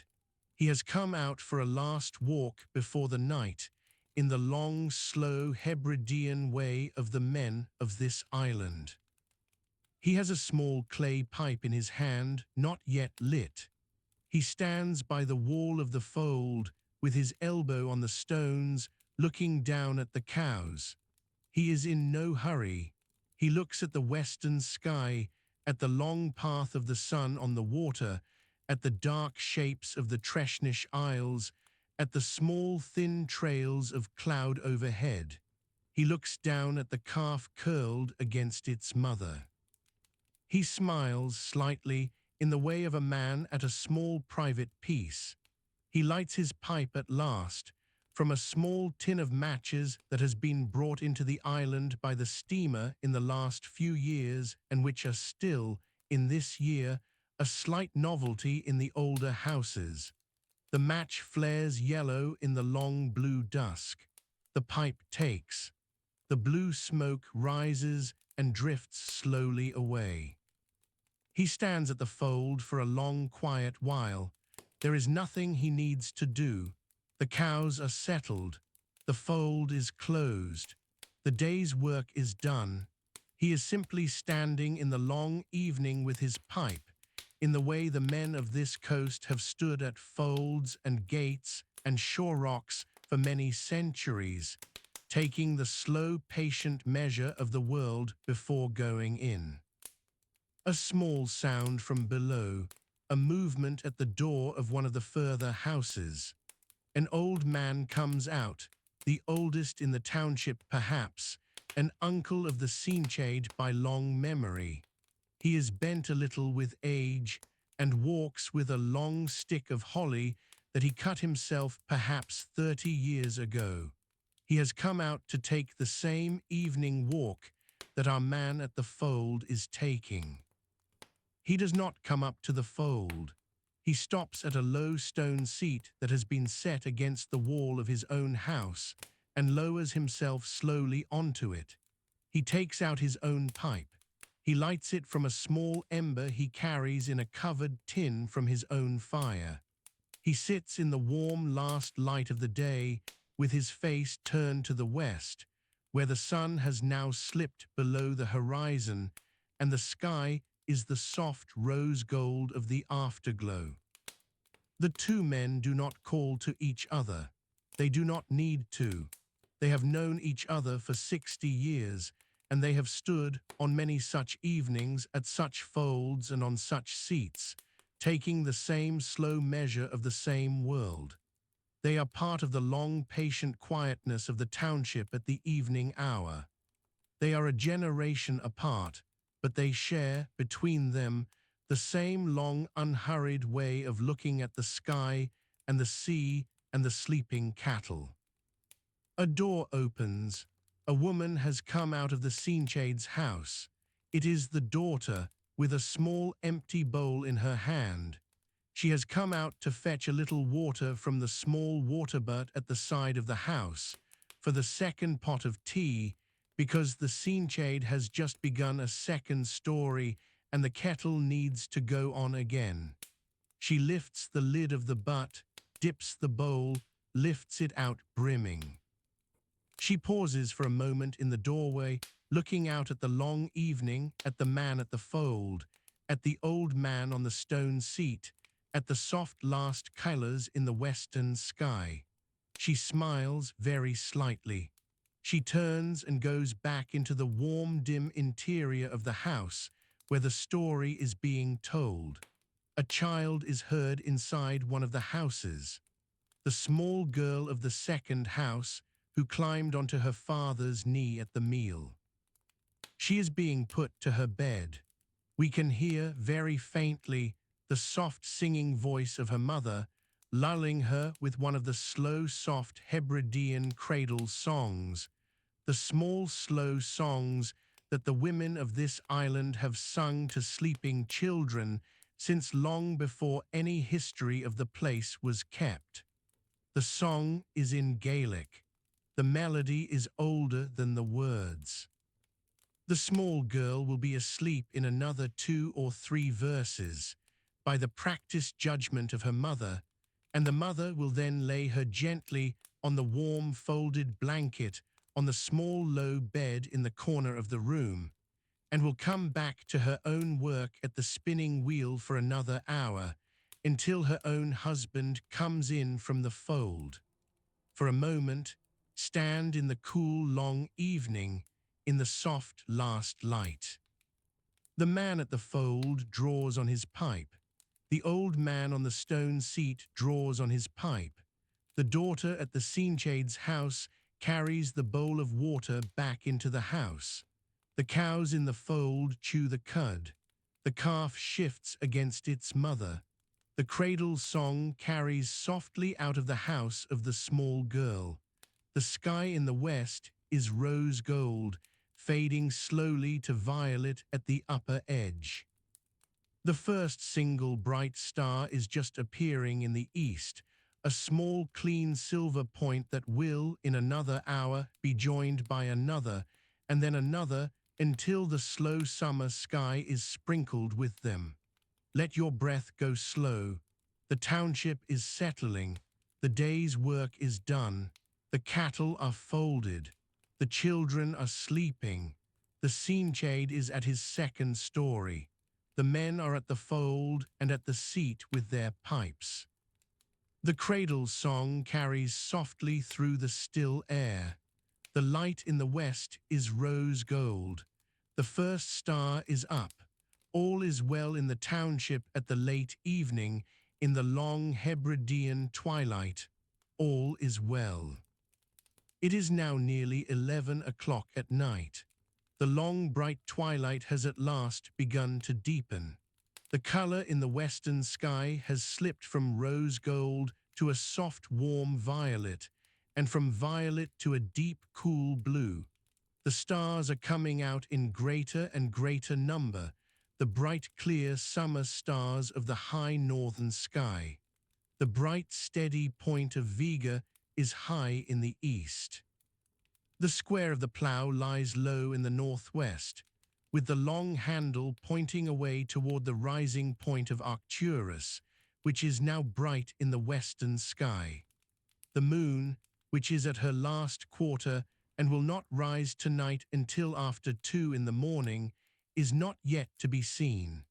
The sky is very dark in the southeast and still pale silver blue in the north, where the sun's long shallow path has not yet quite fallen below the horizon. We have walked slowly away from the night fold and the warm small light of the small girl's house, back along the line of the houses in the gentle hush of the deep evening. The man at the fold has finished his pipe and has gone in. The old man on the stone seat has knocked out his own pipe against the wall of his house and has gone in.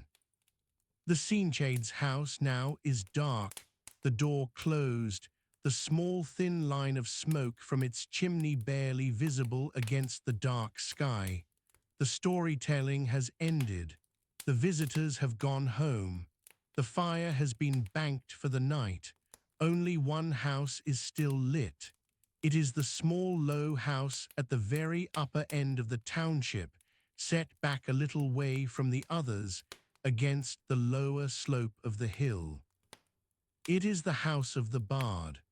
The bard is a man of perhaps 60, a cousin of the scene-shade by a complicated cousinship that the old people of the township could trace through several generations if asked, although the two men have very different gifts and are not always at the same gatherings.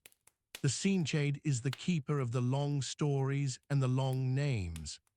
The bard is the keeper of the songs and the small new poems and the slow elegies that mark the great events of the township as they pass.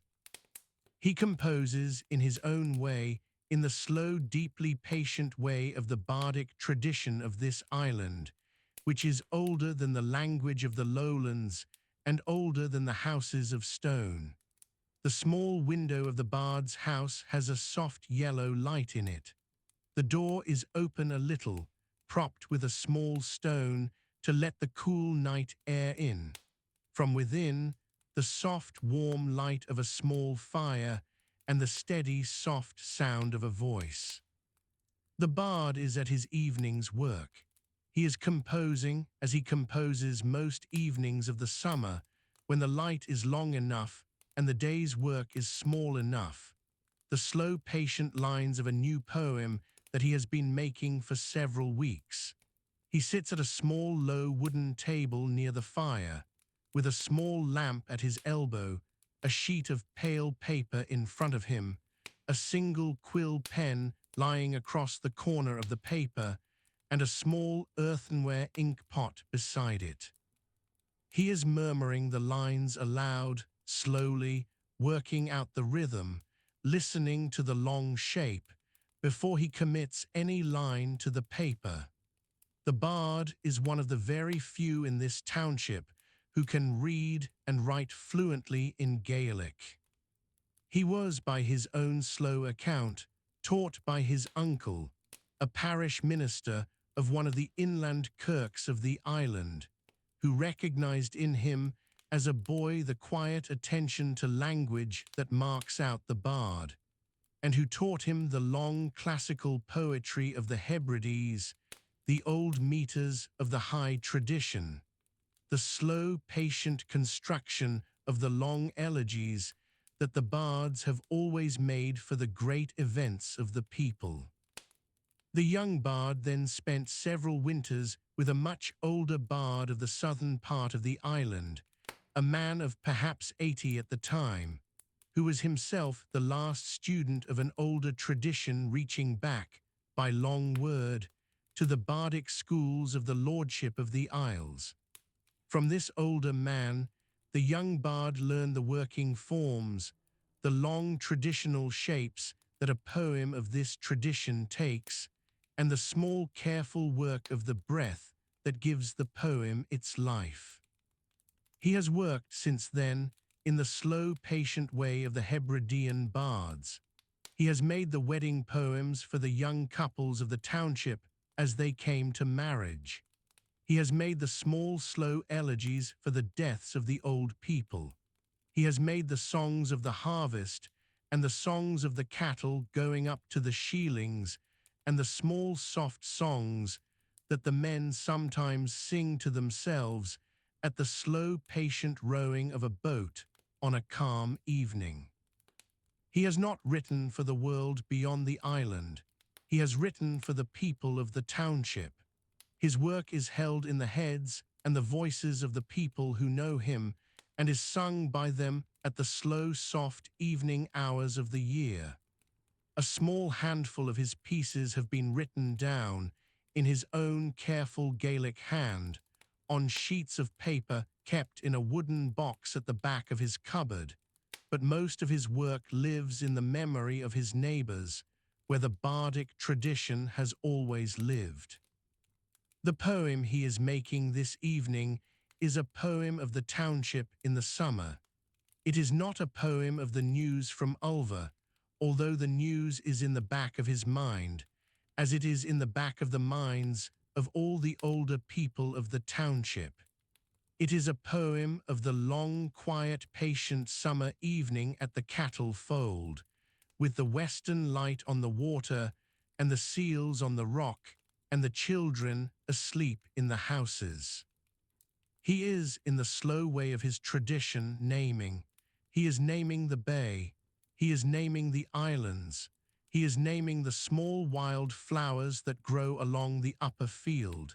He is naming the calf curled against its mother in the fold. He is naming, slowly and patiently, the place and the people and the work and the evening, in the way the bards of this tradition have named for a very long time. The naming is in itself the work. By long understanding in this tradition, when the bard has named a place properly, in the slow correct old meter, the place is held. The naming is a kind of holding. It does not stop the world from changing. It does not stop the lairds from making their plans in their drawing rooms in the south. It does not stop the kelp from collapsing, or the sheep from coming, or the boats from sailing to Pictou. It does not stop any of it, but it holds the place in its long correct shape, in the long memory of the people who know the poem. The naming keeps the place from being lost in the way that an unnamed place is lost, which is to say, completely. Step quietly closer to the door of the bard's house. Do not go in. He is at his work, and he does not need to be disturbed. Stand at the threshold. Listen. His voice is low and slow. The Gaelic moves in the long, deep way of the high bardic meter. The lines have a slow rocking quality, with the long open vowels and the soft consonants drawn out, with the small careful pauses at the right places, with the steady pulse of the breath through the lines. He pauses at the end of a line. He nods very slightly. He picks up the quill. He dips it in the ink. He writes very slowly the line he has just spoken in the small, careful Gaelic hand he learned from his uncle the minister. He sets down the pen. He goes back to the murmuring. The next line is coming. Watch his face for a moment in the soft light of the small lamp. He is calm. He is patient. He is at the deeply known work of his life. The naming is going on. The poem is being made. Step back gently into the cool night. Walk slowly down the line of the houses toward the open end of the township that looks out over the bay. The houses are now all dark except the bards. The thin lines of peat smoke from the banked fires are barely visible against the dark sky. The small grey and white cat slips out of one doorway, considers us with one long look, and slips back in. From the small night fold, very faintly, the sound of a cow shifting her weight in her sleep. From the cattle on the upper slope, far above us at the sheelings, the very faint, distant sound of a single low, contented call. From the bay below, the soft, slow, steady sigh of the small waves on the sand at high water, which has come up gently while we were at the Sinchade's house, and is now lapping at the upper line of the kelp on the strand. Come to the edge of the upper field, where the path begins to drop toward the shore. Stand a moment, look out. The bay is dark, the sea is calm. The Treshnish Isles are dark shapes on the lighter sea, low and patient on the water. Above them, the sky is full of stars, brighter and brighter, as the deep twilight settles at last toward the small narrow patch of true night that will come in another hour. The Milky Way is just becoming visible as a faint pale band running from north to south, with the small thin smoke of 1,000 distant stars threading along it. Far out, on the western horizon, the small green light of a single ship is moving slowly south. It is, by all the slow guesses you could make, the small steamer from Lochmaddy to Glasgow on her overnight passage, with perhaps a handful of passengers asleep in the small cabins and the watch on the bridge with a cup of tea. There is no other light. The township is asleep. The bard is at his small lamp. The night is calm. The stars are out. The sea is patient. The cattle are folded. The poem is being made. The names are being kept. Let your breath go slow. The long day is at its end. The work is done. The fires are banked. The cattle are settled. The children are asleep. The Sinchade's story is told, and the bard's poem is being written, and the small grey cat is on the threshold. The stars are bright over the long, calm bay. All is well in the township at the late hour, on the long, bright Hebridean night. All is well. It is now after midnight. The deep midsummer night has settled at last over the township of Treshnish, although even this deepest part of the night, at this latitude in mid-June, is not quite a true dark. The sky in the south and the east is a deep, cool indigo, full of bright, clean stars, with the long, faint band of the Milky Way running down toward the southern horizon. But the sky in the north is still a soft, luminous blue, paler than the deep dark of the south, with the long, shallow afterglow of the sun's path still faintly visible above the horizon. The sun has only just passed below the lowest point of her summer trajectory away to the north, and will be lifting toward the eastern horizon again in less than 2 hours. The dark of the year here is small and patient and never quite complete. We have walked very slowly, away from the line of the houses, down the long path toward the shore one last time, in the cool, patient way of the deep night. The grass is cool and damp under our feet. The air is fresh, with the soft, slow smell of the sea coming up from the bay, and the warm, dry smell of the upper field, and the very faint, distant thread of the peat smoke from the bard's small banked fire, the only fire still burning in the township.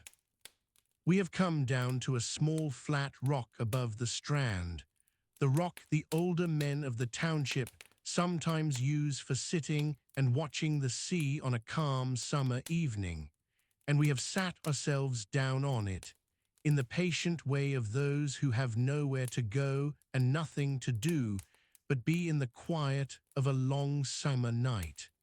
The bay below us is dark and still. The tide is at full.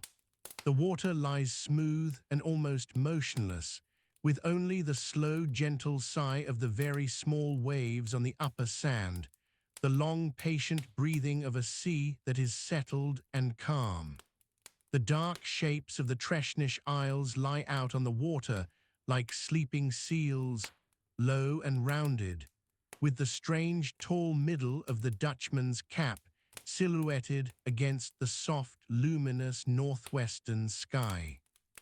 The cliffs of Staffa are not visible in the dark, but you know they are out there, perhaps 4 or 5 miles off, with the great basalt columns of Fingal's Cave standing patient in the dark night sea. The stars overhead are very many. The bright, steady square of Pegasus is climbing in the southeast. The thin, small fishhook of the Pleiades is just beginning to lift, very low in the east. The bright, clean point of Vega is high overhead. The 2 pointer stars of the Plough are just above the northern horizon, with the pole star almost directly above them. The summer triangle of Vega and Deneb and Altair stands wide open over the southern half of the sky.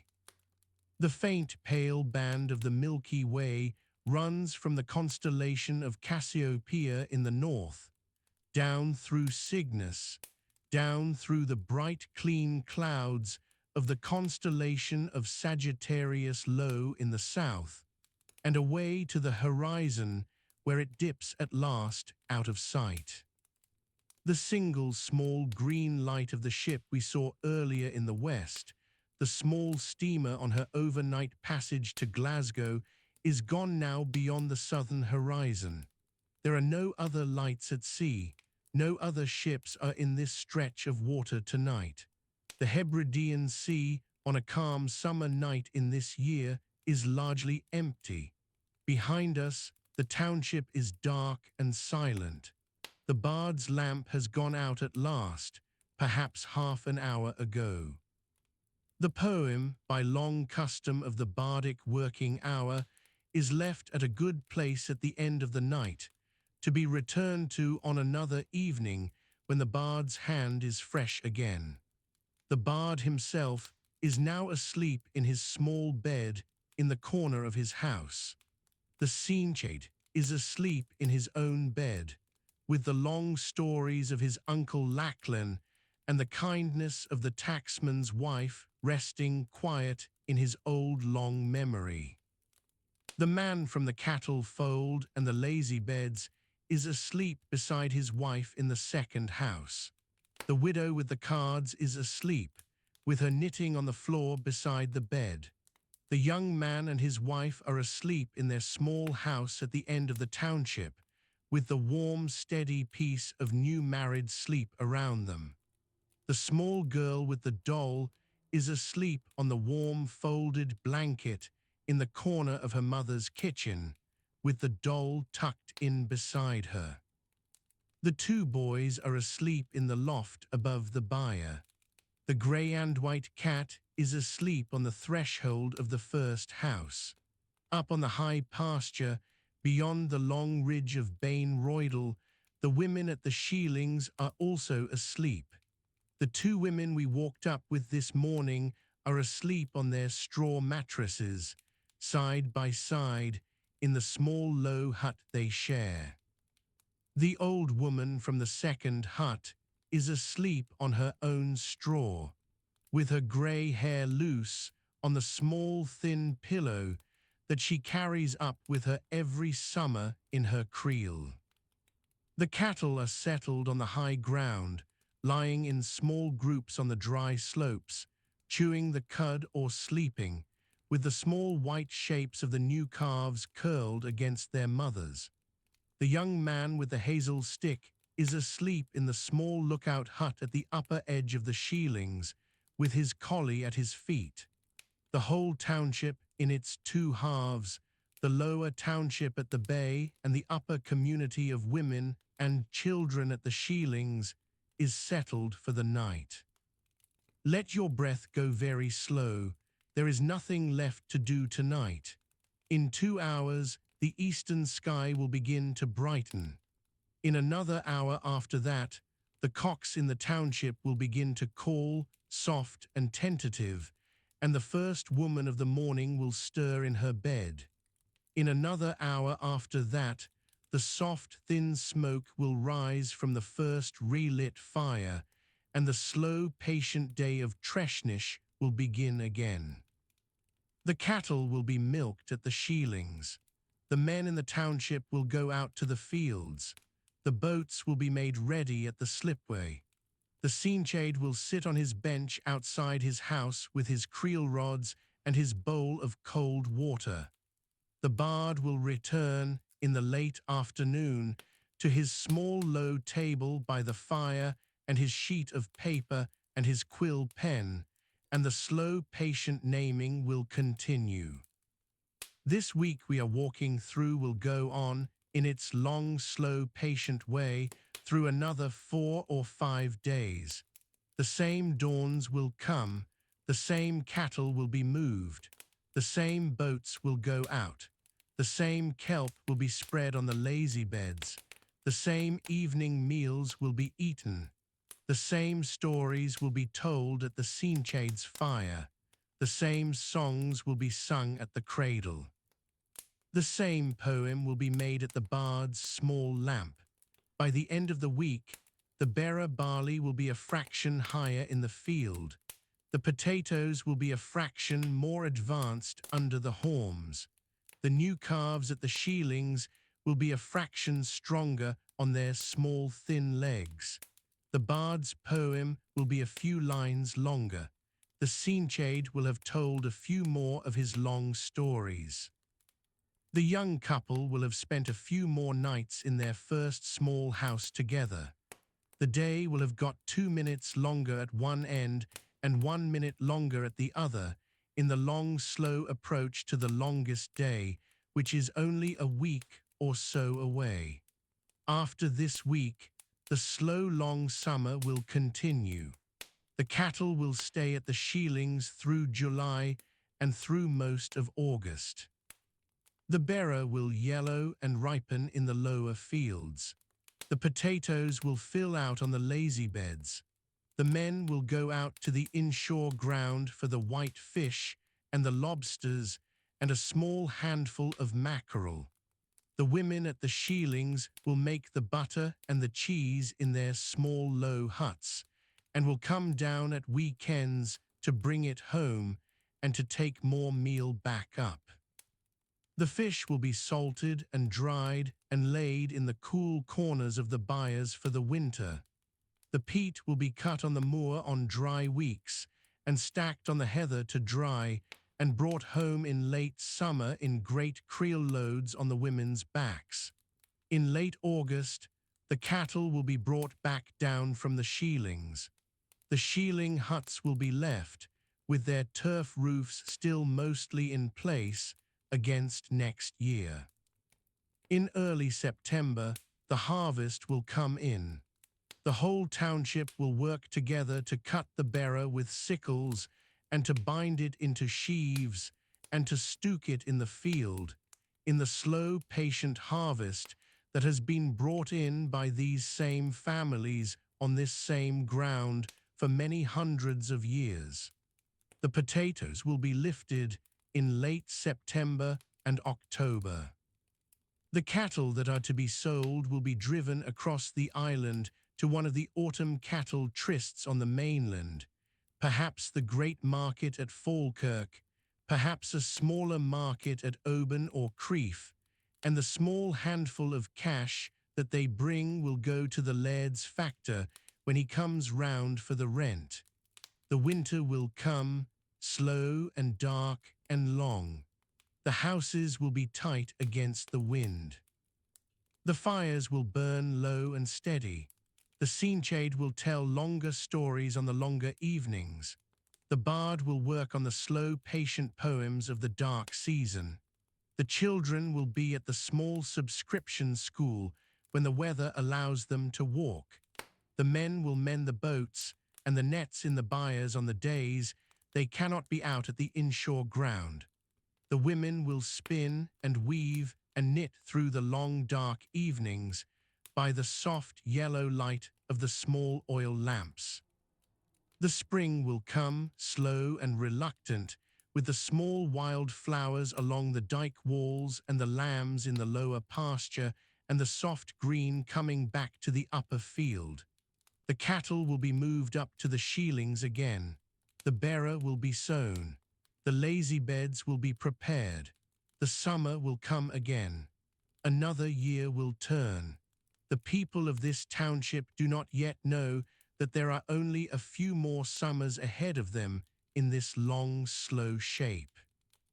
They do not yet know that the news from Ulva is going to be the news from Treshnish, and from Brolers, and from Ceylon, and from many of the small townships of Mull within a generation. They do not yet know that some of the families in this township will be on the assisted passage ships to Cape Breton and to Australia within 10 years. They do not yet know that the small low houses with their thatched roofs will be standing empty within 20 years, that the walls will fall slowly to the rain, that the lazy beds will be soft green under the bracken, that the bard's poems will be carried only in the heads of a few elderly people in the new townships of Pictou and Antigonish and Westray, by long descent from the people who left. They do not know any of this tonight. Tonight the township is intact.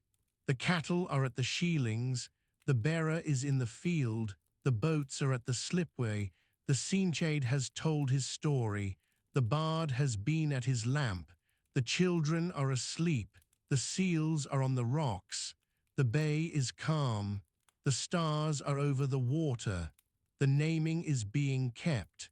Let your eyes close if they have not already closed. Let your breath go long. Let the soft, slow sigh of the small waves on the upper sand be the small mark at the edge of your hearing. The township is asleep. The sheilings are asleep. The cattle are folded. The boats are at the slipway. The bard's lamp is out. The scene-shade's fire is banked. The stars are bright. The Milky Way is up. The sea is patient. The night is small and the day is near. Stay with it for as long as you wish on the small flat rock above the strand at Treshnish, on the northwest coast of the island of Mull, in or around the middle of June in the year 1840. All the good and quiet work of the long summer day is in. The township is in good hands. The bard is at his rest. The stars keep their slow turn over the long calm bay. Sleep well. All is well at Treshnish. All is well. That is where we will leave it for tonight. The story is finished, but the night is not, so let this play on for as long as it helps. If Tartan Lullaby has been good company, you are welcome to subscribe so the next episode finds you. There is no rush. If you would like to see the landscape that goes with these stories, the art prints are at Tartan Lullaby Art on Etsy. Mood boards and stills are on Pinterest under the same name. The links are in the description below the video.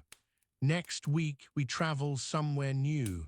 Until then, thank you for listening and sleep well.